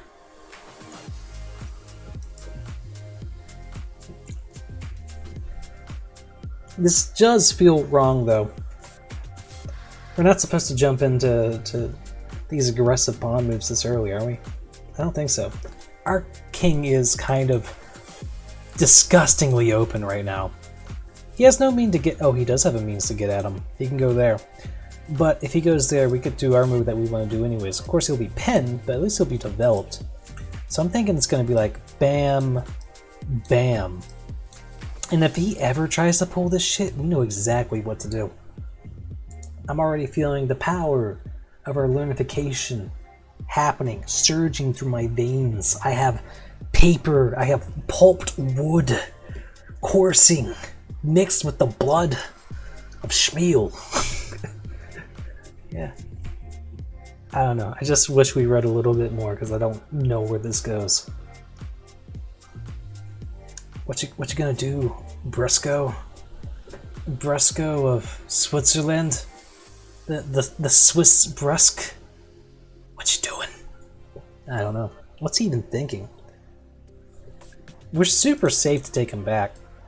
Of course, he's losing a knight for a pawn, so that's already dumb. But he can't even strike us back with that threat for pulling your queen out. He could go... nothing, he can't do shit. Oh, but you know what? We don't have to worry about protecting this guy. I guess we want to develop him. We put all this effort into developing him. We probably should, right? Yeah. And you know what? I think we can take advantage of developing our bishop in a way that he can't. Because we're protected. I mean, he's protected too, isn't he? We should mount that pressure up fast. We did have that whole discussion of positional principles, right? Where we try to mass as many things on one target, and having this guy massing on there with the pawn, that contributes to that. This feels like the move. That feels like what we should do. At the same time, if we're developing that, our king castling thing is feeling really delayed, and that's making me a little bit worried, to be honest. Okay, he did that shit. What the fuck's the point of that shit? What are you thinking? What's your plan? Do you even have a plan? I don't think he does. Okay, this feels like the thing. Oh, he's preemptively protecting that when we mount up pressure. So if we go there, it'd be that, and then takes. So even if we put the pressure on, we're not going to be able to relieve it. So that being said, if that is the case, should we even bother going for it? You know, here's what I see happening. We go there. Maybe he does that, or he doesn't even think about it. Either way, we can then go there, like the Ruy Lopez, and then we can take, and now he doesn't have that equal pressure on this thing like we have, and then we can win the pawn. Of course, we should be thinking about We should be thinking about development right now, though, right? We shouldn't already be on the attack. This feels way too early for this shit. But, I mean, all these moves do develop, right? So it's fine. Maybe. I'm gonna go for it. I just hate how locked in our boy is here. He's so exposed. Okay, let's keep that pressure going. And then we got our Rui Lopez-esque thing maybe happening. You need to hide, friend. This is safe. I forgot what our plan was, but we did have a plan. This bad boy. The bad boy bishop, the BBB, the triple B, B cubed. Or not to be cubed. Or not 3B. There you go. That's what I'm thinking of. 3B or not 3B. So, yeah. Okay. Oh, I did not think about this dynamic. Look at this. This is free. He's got him. We should have just followed opening principles for suffering the consequences. But this is learning, right?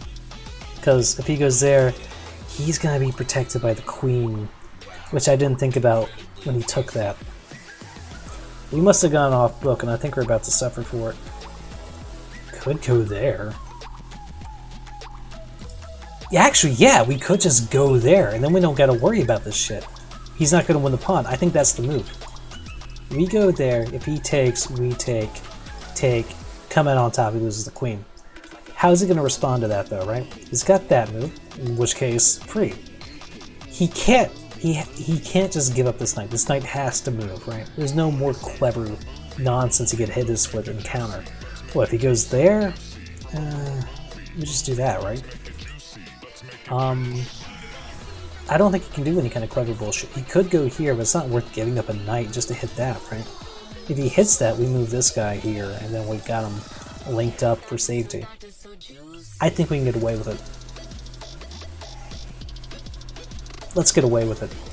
Whoever starts the attack is going to suffer. Oh, Blue Fire Lily, thanks so much for hanging out with me tonight. Thanks for the follow, and I appreciate the good luck offer.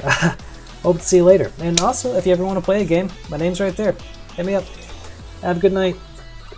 I hope this goes well. I think this is the move, though. I'm feeling clever as shit right now. Of course, I can feel it. He's going to hit us with some bullshit. Because you know what the one thing we didn't analyze that was very presumptuous of us to just jump into? We didn't look at where the fuck he might go and that that's going to have consequences. Let's analyze that now. Did we make the greatest mistake of my young life? Are any of these dangerous? Are any of these dangerous at all? Where's he going from here? He's going to go there, there. These ain't looking bad. Oh, that's looking scary. If he goes there, we just eat him. Or eat him. Right? If he goes there, we eat him. Yeah, I mean, it's weird, but then we can eat him. What if he's here? What's he gonna... Okay, that's weird. I think this is fine. A knight on the rim is dim. He's looking dim to me. I think we just got a little bit of a positional win there. I'm feeling good. Oh, it's a night of bullshit. We don't get our sweet, juicy free pawn. It's fine. This is okay, though. He's stuck in a really weird spot to pull that off. We could throw him off, but I feel like we've been futzing around with developing too much. There's not much point to this plan anymore, because we're not going to win a night, right? They'll just push us off. I don't feel like this has a lot to gain, keeping that pressure, because the whole threat is that we might eventually get a free pawn out of it through that trade first. So I don't think that's the move. Maybe we should just keep him central. If we keep him central and he goes there, we just eat him for free, right? What's more, we can hit him with the Discover after. Is he going to need support? He is isolated. I didn't think about that. That was one big disadvantage to this whole positional system. He is set up for it because we have pieces supporting him.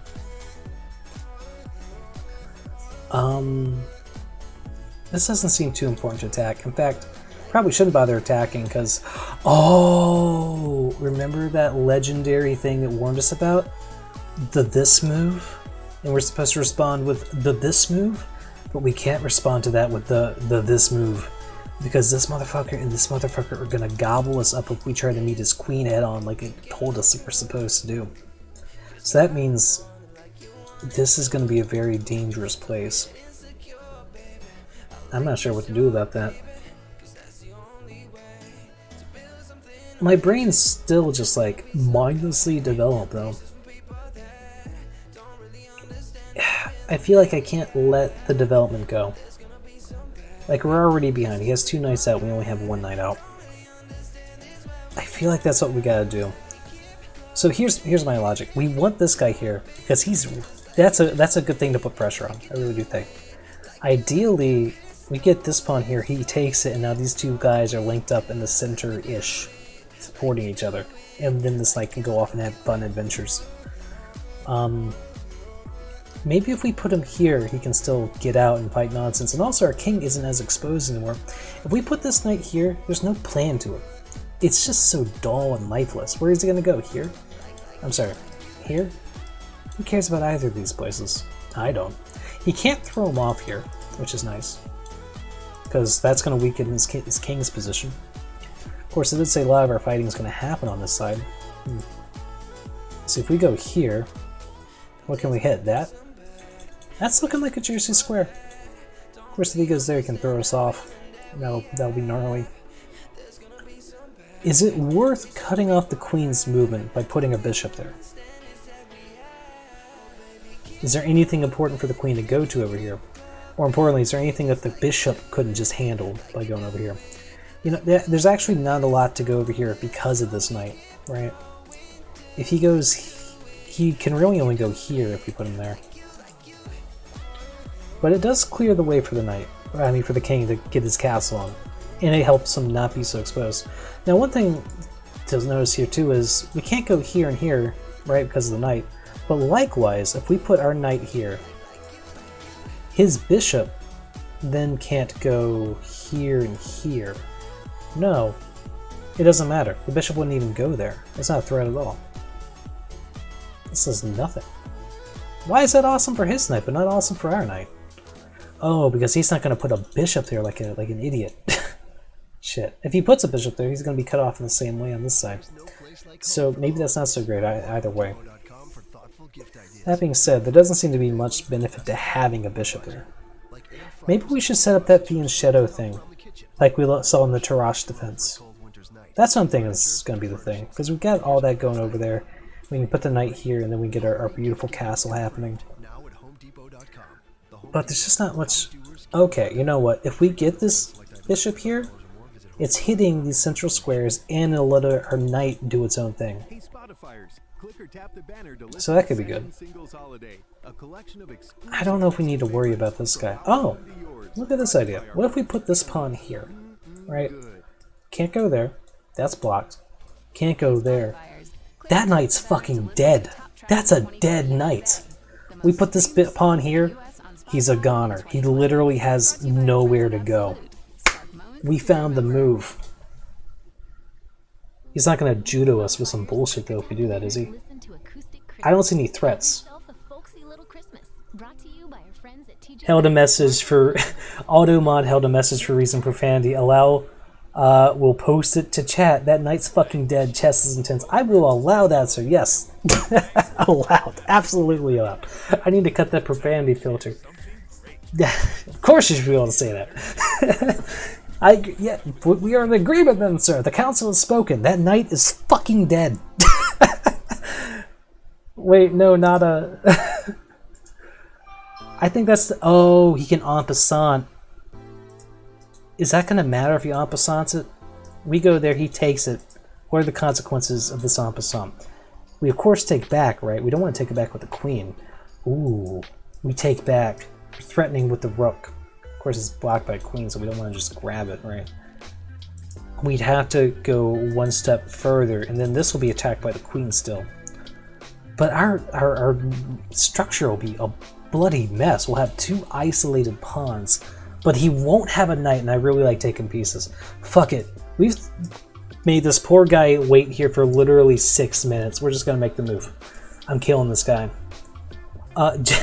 Just like the simulations, that's right. He only en passant if he knows how to do it though, but I guess at your ELO they should. They should. They should. It doesn't come up too much, right? Fucker! Well, you can't say we didn't see it coming. That is the move though. We didn't analyze this too deep. Let's just see what happens. I'm feeling good though, but we are killing our development by trying to murder the knight. This is just... I already feel dirty trying this. This was a gross decision. Right, but he's got this queen. So we'd be trading a rook for a knight. Yeah, and rooks are much more powerful than knights, but I do like having them like out. Dear God, I did not expect this queen's pawn game to go like this though. This is just nonsense. Someone just dropped a bomb on the queen side of the field and just blew it all open. Rooks are nerds, knights are cool. Hey man, what's nerdy about wanting to hide in a house during a battle and just hang out inside a very, very safe structure rather than rushing out as fast as possible on a fucking horse? His knight's still kind of frick though, yeah. I'm feeling confident. Oh no. Okay, yeah, no. He's still... If he goes there, we got all kinds of like artillery support ready to blast that fucker out of the sky. Ah, shit! It's just like the simulation warned us about. Oh, fuck, that's exactly what the book warned us. I just didn't think it still counted when it's so lonely. I mean, it's protected. Oh, I didn't even think about that shit. It did say that threat was ever present. Okay, so here's what's gonna go down, right? We go up, he just eats it. Free real estate. Knight's still guarded. Of course, now that's a very potent trap. Maybe we should abandon it. Just let him eat it. Hopefully he doesn't notice the danger. Okay. Oh, I just got a brilliant idea. We can develop a piece. What if we go, bam. We put this bishop here. This is no longer being attacked, but is guarded by the knight. Right? And then we can go up and activate the chomping protocol. Of course. And we also get to find we do some juicy development. So what's going to happen though? What's this looking like? We got our pawn here, bishop here. My first thought is he goes here. Oh, he's also in check. Ooh. Okay. He's got two options. Two real options. He puts the bishop there, he gets free development. Or he goes there, gives up his castling. Clearly, that's the move, right? He goes there. So now we have a standoff between our bishop and his bishop. If he takes it, we can still get away with our bullshit, right? No. No, this is a bad plan. Okay, check it out. He takes ours, we take that, he takes that, nothing else supports it. He just got a knight and a bishop for the cost of a single bishop. Well, because he can trade it with us, and he'll come out, he'll get two pieces, and we'll only get one piece. We'll be forced to take him back. If we do take him back, the knight goes back. He's not going to want to give up the castle. Well, I mean, actually he might, because this castle looks god-awful. He doesn't want to give up this castle, certainly. This is going to be a gnarly, exploded game. So if we do go there, and we take that, that knight's there now. And now this pawn, the whole plan's botched, because we don't have our thing that's going to blow the knight up for going there. So, like, what's even the point? I don't think it's a good plan. It breaks my heart to say it. Because I want to gobble the shit out of that guy, and we just turned our whole situation into this horrible, useless gnarliness. No pawns will be saved. Nothing but weakness as far as the eye can see. But it's just not going to work out. We have to find another way. We have to just let the knight do whatever. Well, what else can we do then, though, right? This bishop has to get out. It has to fight. Ooh, that's a spicy bishop. Spice it up, baby. You know what? But I wasn't thinking about the rook side of all this either.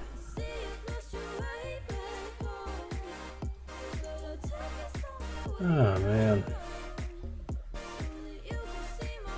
This painful, painful arrogance we find ourselves in. On the bright side, it gets us closer to castling. That's something. Yeah. We haven't done anything with this bishop. Ah, man.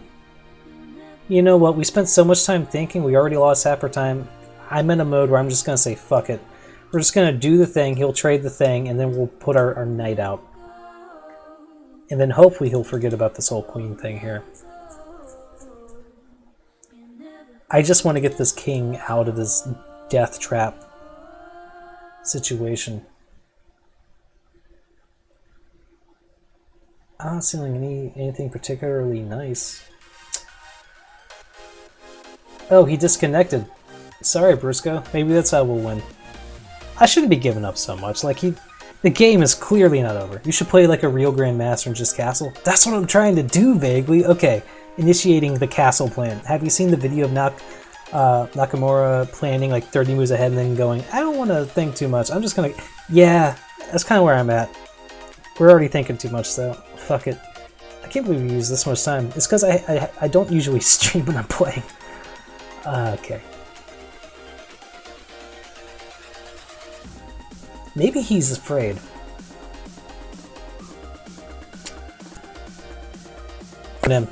We're committed. We made the move. Maybe we'll just wait 2 minutes and we'll disconnect and we'll win through the ultimate pro strats.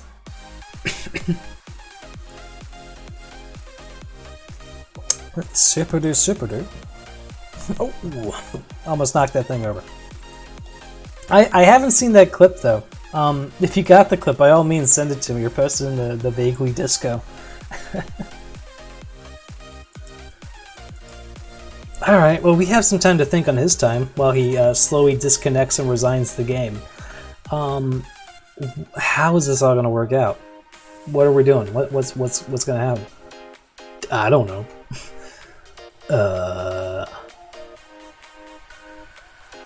We can't nom him up, but we do keep his queen kind of stuck there. He is targeting a very vulnerable square. If he gets support, which looks like it'll be hard, he might just throw his bad boy out. Okay, unfortunately our ultimate forfeit strategy has clearly fallen through.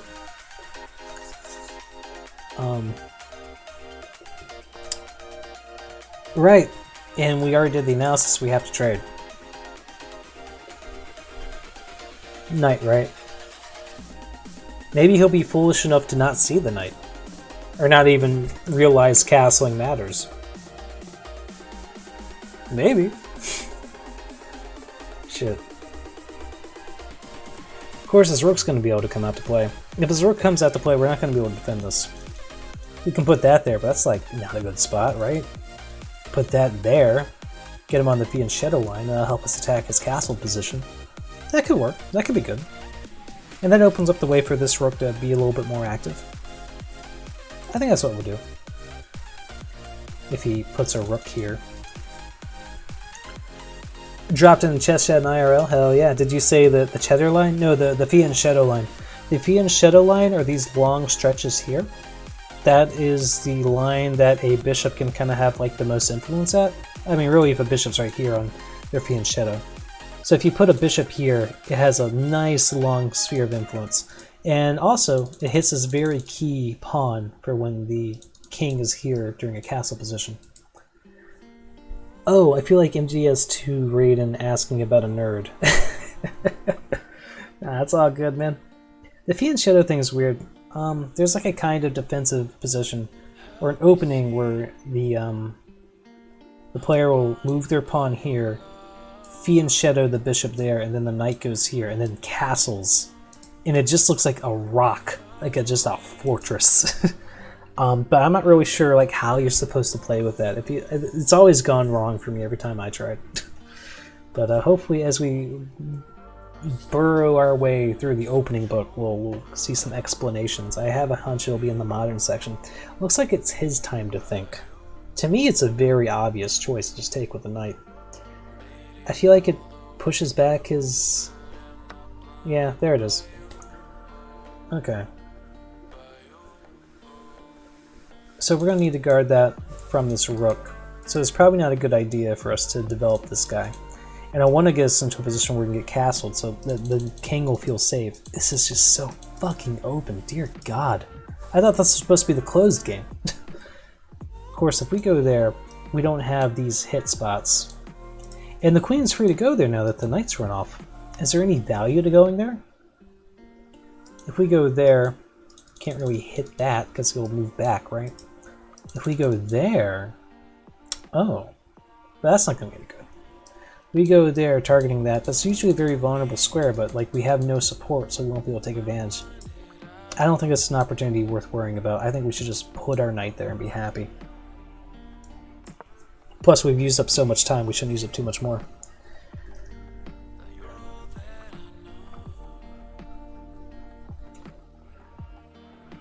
Okay. So what's his plan? I feel like he's just going to do the rook. The rook seems like the obvious choice. This is just like boring development. If he goes here, that is a lot of power to have that doubled up, because we can't defend it with the queen as well anymore. Like, we can't trade a queen for a knight, we just can't. So if he does that, what's the plan, right? There isn't really much of one. You know what we could do, though? It relieves a lot of pressure on him. So I hate to see it. It's going to free up his queen if we do it. If he goes, oh no, it's going to be the ultimate power move. Yes. He goes there, we go there, and we fork both knights. He can't save them both. He just can't. No, we can't do that yet, right? Because he's not protected by anything. So he goes there, we go there with the rook. That protects it. If he takes it with the knight, oh no, it's being attacked by two knights. He's being attacked by a knight right now. Oh my god, I didn't think about that. I didn't realize that. He's got it. He already has it. Fuck. We got outplayed. I didn't even think about the fact that this knight is already attacking that pawn. That's not enough defense. Shit. We have this empty development was not the move. But like I said, we already spent a lot of time thinking about it. We should have just moved the rook. Actually, we could have moved the rook here. No, because he moves that pawn. It's like, oh fuck. Shit, man. Although he doesn't seem to see it. That would have been a pretty quick move, right? Maybe he won't do it. Is there something else he's afraid of?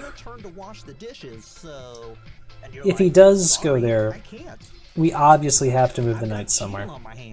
So where are we going to put the knight? We can pin the knight to the queen. I don't know what he's thinking about. Alright, do you think that's the obvious move, Naiku? To take that?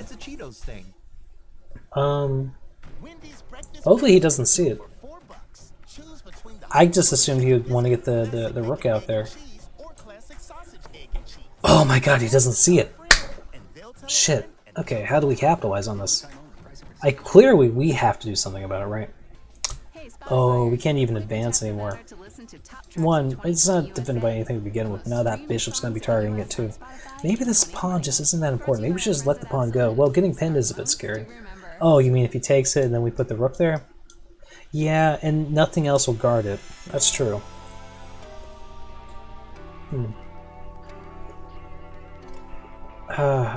My instinct is to like is to get the king in a nice cozy spot, but it just feels like there's too much up in the air to do that right now.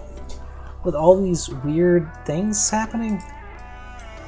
Okay, but is there really a threat here? This is probably just to develop this and to dislodge this guy. I feel like he's like a false, like a lost cause, right?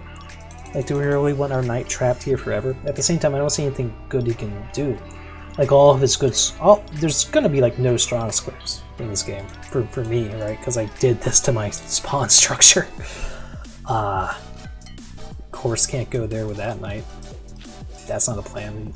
Just nom. This is a completely just asinine defense. I could challenge this bishop. Well, what's the point, right? I do that. He takes. I at least have this guarded. But why bother waiting either? No sense in doing that. Even if I have the rook here, there's no sense in doing that little attack. I don't have a plan, really. And that's not good. If I had this bishop here, he could support that. If I had the bishop here, he could support that move also. But that's kind of roundabout, isn't it? Either way, time's running out, and we gotta do something about this situation. Is this a danger? How bad is it going to be if he does this? He takes... I could go there and attack him. Just a blind check. What's he do? He just develops his bishop. Not much sense in that. But at least he's pinned. The bishop's pinned. If the bishop's pinned, then we can do that. I think Evit's being attacked twice and can't be defended, so letting him take it seems good. Evit's? What's Evit's? Evit's? This is the E-file. Is that another term or something? Oh, well, I guess it's the same thing being attacked twice, right? So that's probably what we're talking about. Evit's being attacked twice. Yeah, okay. So what can we gain by letting him take it? That's the next question then. If we just leave this guy here, we'll get that nice little pin. Maybe we should just castle. We don't have a lot of time. If we just castle, we just let him do that, and then we'll do the pin, hit him with it. Of course, he's not taking that for free, because we can take back, and then we'll be attacking the queen. Of course, there's no way to secure him. He's being defended by our queen, I guess, if we go there. Nothing can clearly strike him. Maybe we should just let him take that there, and this whole thing's just going to be wide open. Yeah, okay. We're going to castle, he takes, we put our rook here. Get him with a cheeky attack. That's something.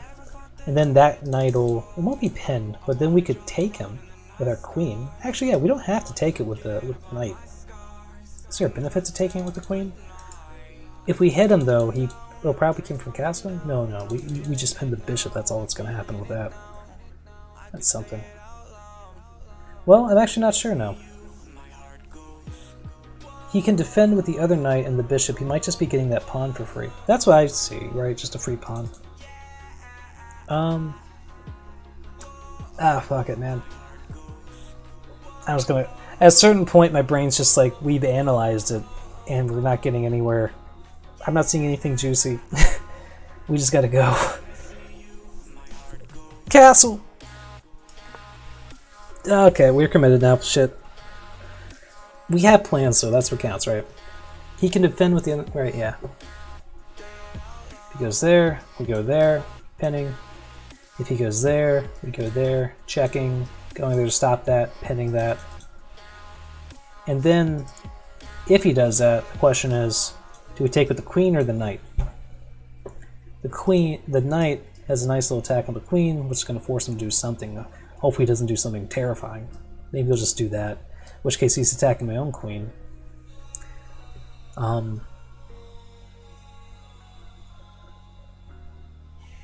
course, if he attacks my queen, is there anything I can do with my queen? Oh, if he attacks my queen, I can double him up with the rook that's here and smash for that bishop easily. So that's not looking too bad to me. Of course, maybe he'll be much more clever. Now, if I have my queen here, what's that going to be able to do? I mean, that seems like a nice thing to attack, but what are the chances with this queen being there, right? This is always a vulnerable square to have kind of like targeted, but he's not going to have the support needed to really get there. We could follow up with that, but by then he'll probably be castled and it'll be too late, and it's like, what's the point? Oh, you know what though? If he does castle this, free knight. So that's a trade-off, right? If we go here, we're forcing his queen to move. If we take it with the queen, we're threatening that, and he can't just get rid of it easily. He could just move the knight, though, right? It's not that big a deal, actually. Where does he go? He goes, that's the natural place, right? Because he'll be protected by the queen. So I don't think there's much to be gained by attacking that knight if he goes there.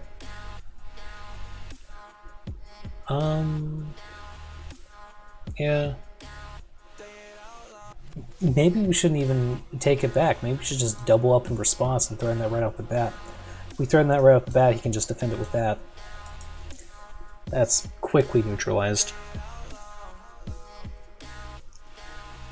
Oh, right. I'm gonna have this up.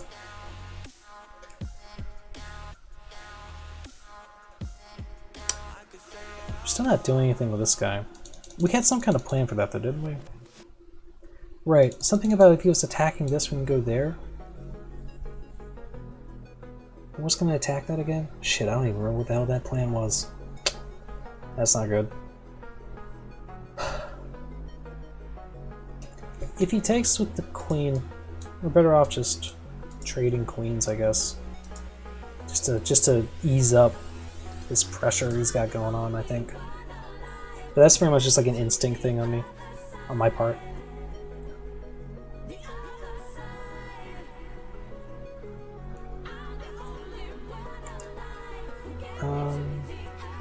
I think those are the two responses we gotta worry about.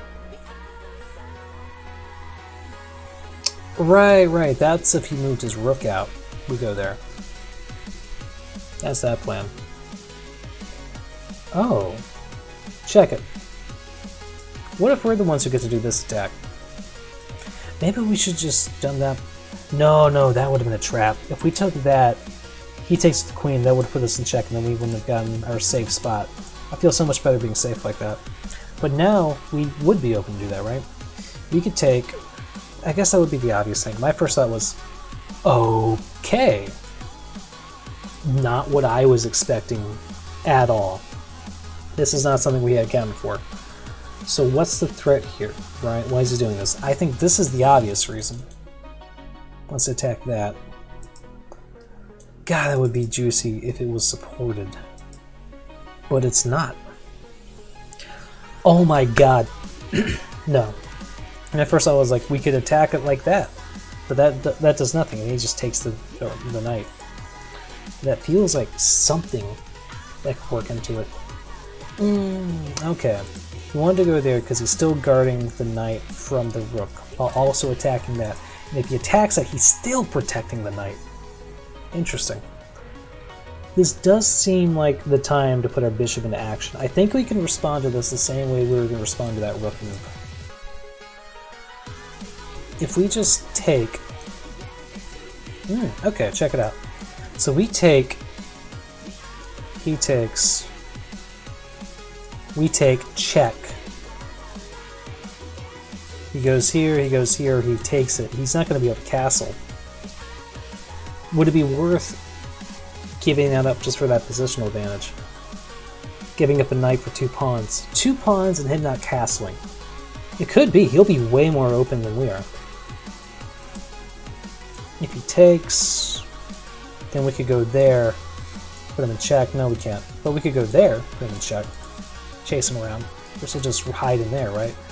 But if he hides in there, maybe we can get a queen like on that diagonal somehow. Yeah, we can, because his queen will be there. And we only have like down to 5 minutes. Whatever, it makes me feel clever. I'm gonna fucking go for it. Because this is like a very futile defense that's happening here anyways, right? What else could this knight do? Goes here. Sorry. Knight goes there. Yeah. If he goes there, eaten. If he goes there, that guy's free. Is there a big benefit to getting this bishop out? I mean, that'll be nice, but it's not a very aggressive play. But we are running out of time. That's the plan I see, and I think at this point we just gotta say fucking and go. This is now a blitz game. Yeah, it's turning into it. It's gonna be a blitz game for me, not so much for him. It makes me glad we had half an hour each, though, to think through all this. I'm going for it. Oh, look at this. I didn't even think about this. If he takes, we get a knight. He has to take back, pretty much. Unless he wants to trade knights. I'll be a pawn up, but... Okay. So, if he takes, I can put my queen here, pinning that, protecting that. He takes, threatening the rook. If he takes that, I'll hit that, put him in check, getting a free pawn, and then we can move the rook wherever we want. I think this is the move. I think this is the way.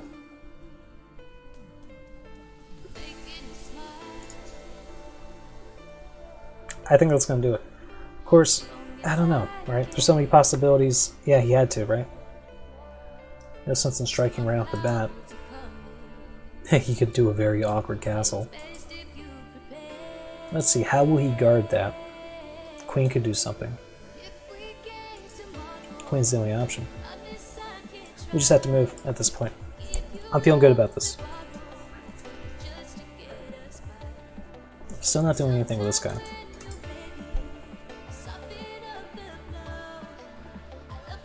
We got this pin possible here. Still. And we can do it.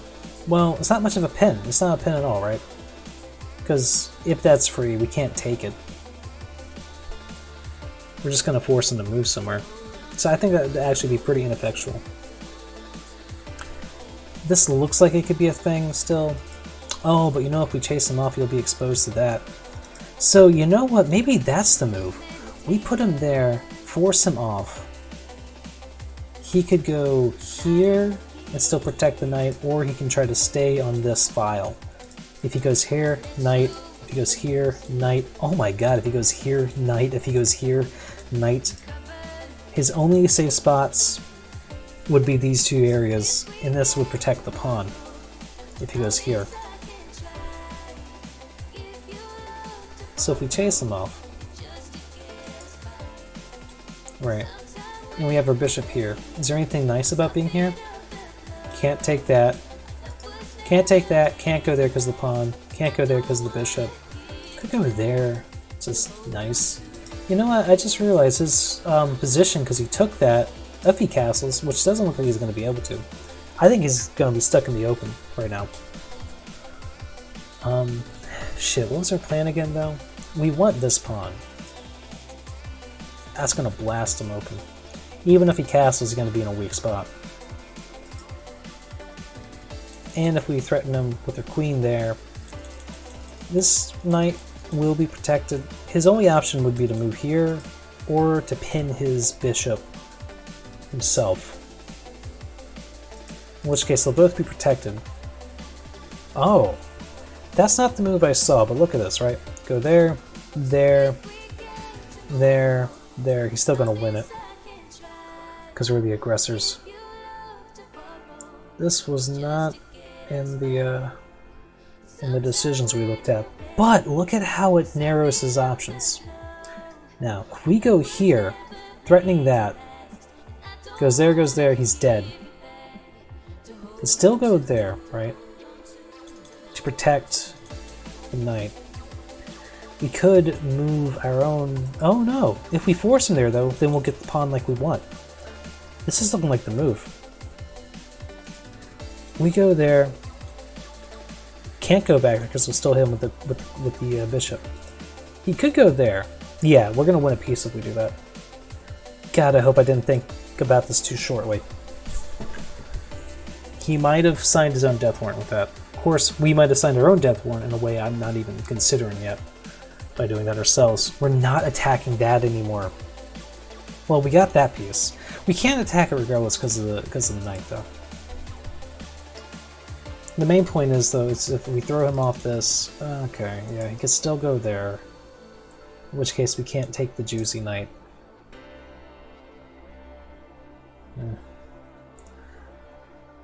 Time is running short, though, so we kind of just have to make a move, right?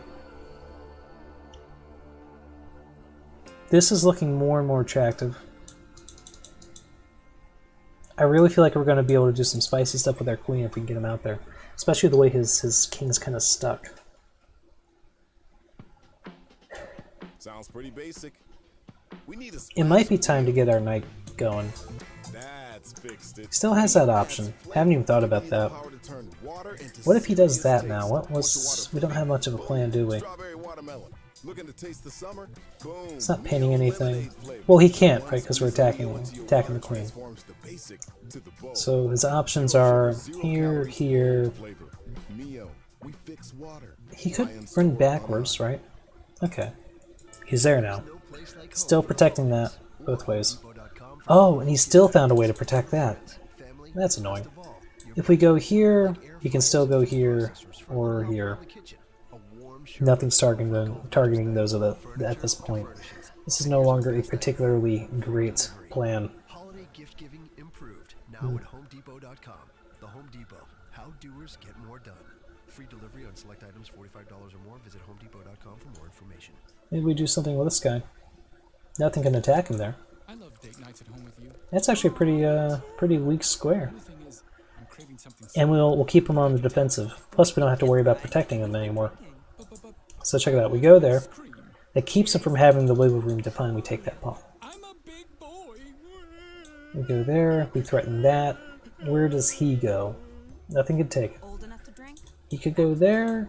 Don't risk a DUI. Brought to There. you by the Virginia Department of Motor Vehicles. There. He suddenly has a lot of wiggle room. Can't go there. Could run back, right? So those would be his options as a queen. If we put our knight there. Oh, right. If we put our knight there, we can... Well, never mind. I thought maybe we'd get an attack going, but not really. So that'll be gobbled up by that bishop.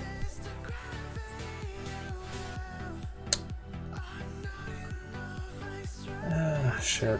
We're running out of time. We just have to start making moves, I'm afraid. Oh, you know what I just realized? I can put my bishop here. Because he's pinned. He can't take it back. These are safe squares. What can we do with that? We wanted to kick him off that spot, right? We're about to lose that, and that's going to target our knight. That's going to be an issue. Or our rook.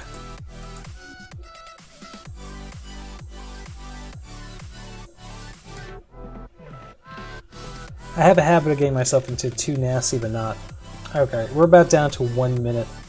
We're just going to have to make the move. I'm feeling like, okay, we put the fire, we get this guy here, he's attacking that, he's attacking that, he's attacking that.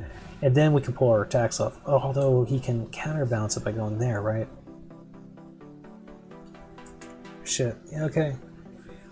We are in blitz now.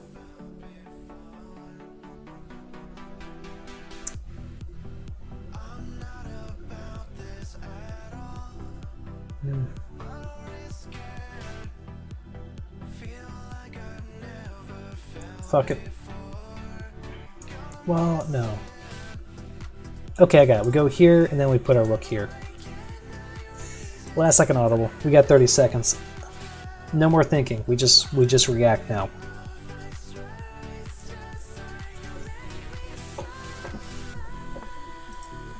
We went there. Where can we go? We could go there.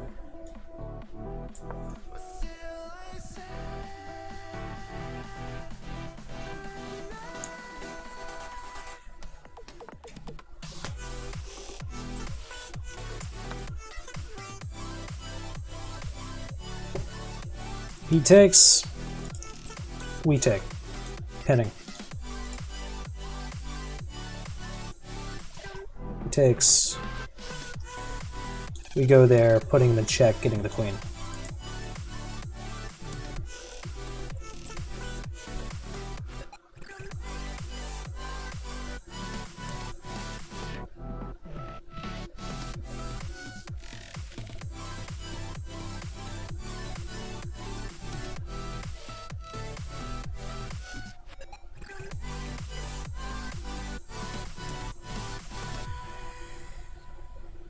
Right.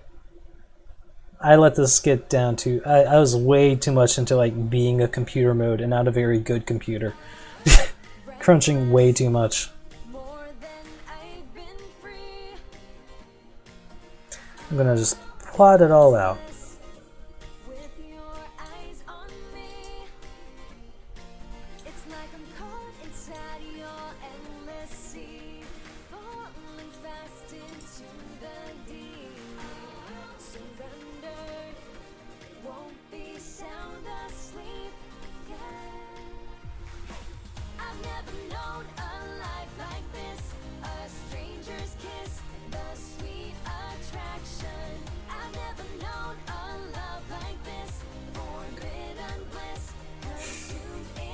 So I guess the thing is, once we have him pinned, where do we go from there? We could just attack and then do a discover. He'll have to run. That was not the move I was expecting. Shit, we don't have time. I just have to move. Fuck. Just have to move. 11 seconds. I already thought way too much about that.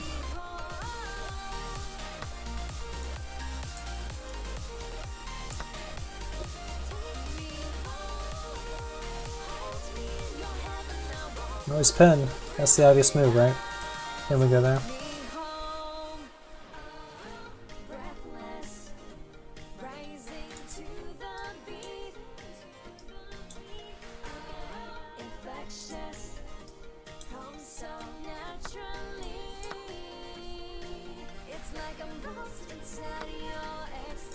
Okay, we're trading. 5 seconds. Shit. Maybe we can force him like this.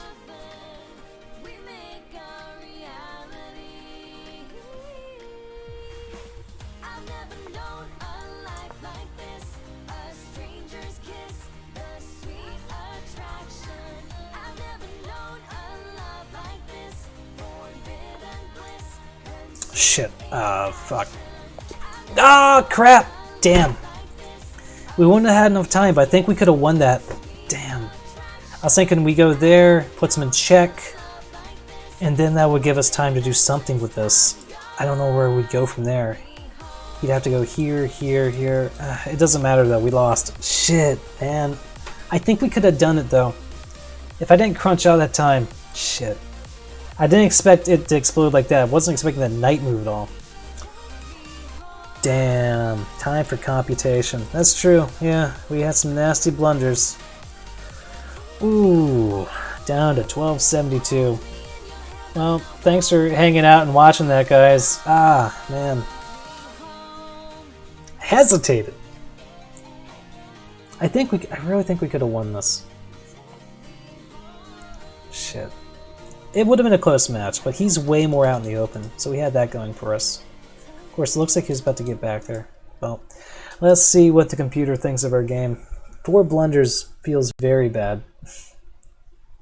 Let's see it. Thanks for hanging out all the way through that.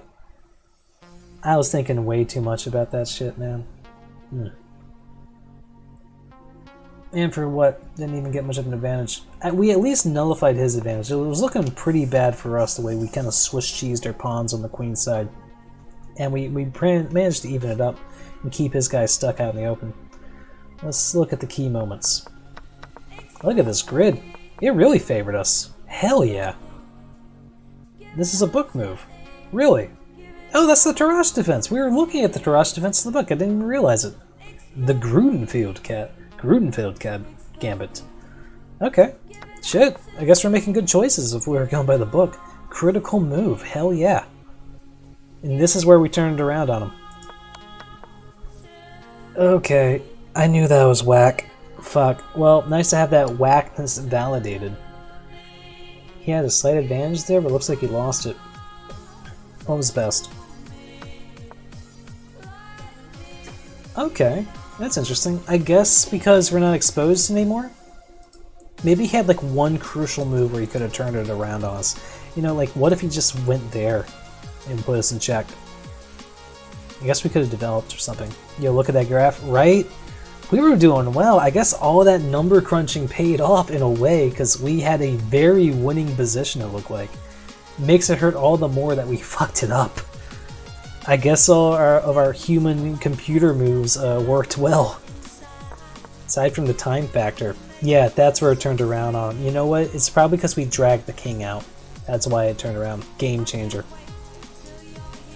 So, it seems like castling was the move. Okay. We're being a little wonky. Fair.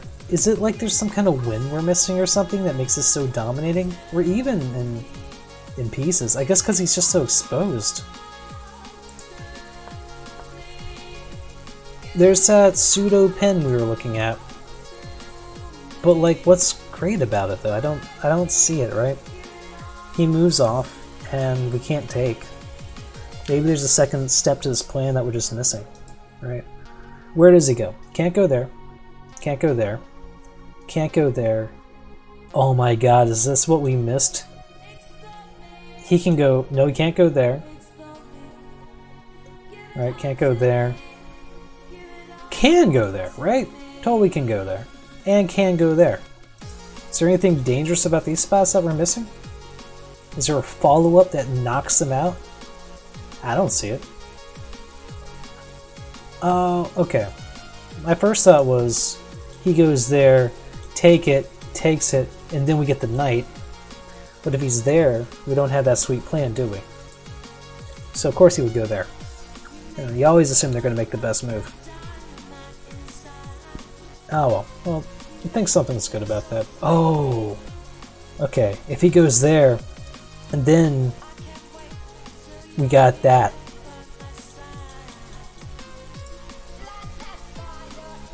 Yeah, shit, that would have been the move. And this is where it's a blunder. What's the cool move? I mean, that's a nice fork, but... What was it, like that, right? Do we take? No. Well, let's see what the best move was. Move the rook? What, like here? Yeah, well... He can't take it. Well, he could actually. He takes it and then he's pinned. Okay, oh wow, okay. So he takes it and I just let him stay pinned. If he trades... If he trades... He's just trading into check. And then maybe there's some key way to blast him. What was the best move? Oh, shit! Oh, shit, that's devastating. I was like, what are you talking about? And then, like, oh my god. Right? He takes it. Fuck him up. Boom. Oh my god, how did I not see that? Oh! Oh, it's so beautiful. No wonder I thought we were winning. Ah, ooh. That would have been the hotness. Fuck. Damn. Yeah, that would have been fucking over. Okay, well. Time crunch there, though, so yeah. It wouldn't have even occurred to me to look at that. I was very much looking like one move deep. It's my fault for not like looking several moves ahead at this crucial moment. But yeah, like my brain immediately just writes that off. It's like, why would I do that? It's just free night. I'm like, I gotta do more puzzles, man, so I have better vision for that. Man, that would have fucking blasted them. Okay. Oh yeah, look at that. We had 7 seconds. No wonder. Right. Literally no way we're gonna see that in 7 seconds. Not on my level. Okay. Let's see the moments. A mistake? What else do I do? Just leave it there, right? Yeah, because we were talking about that pin thing a second ago.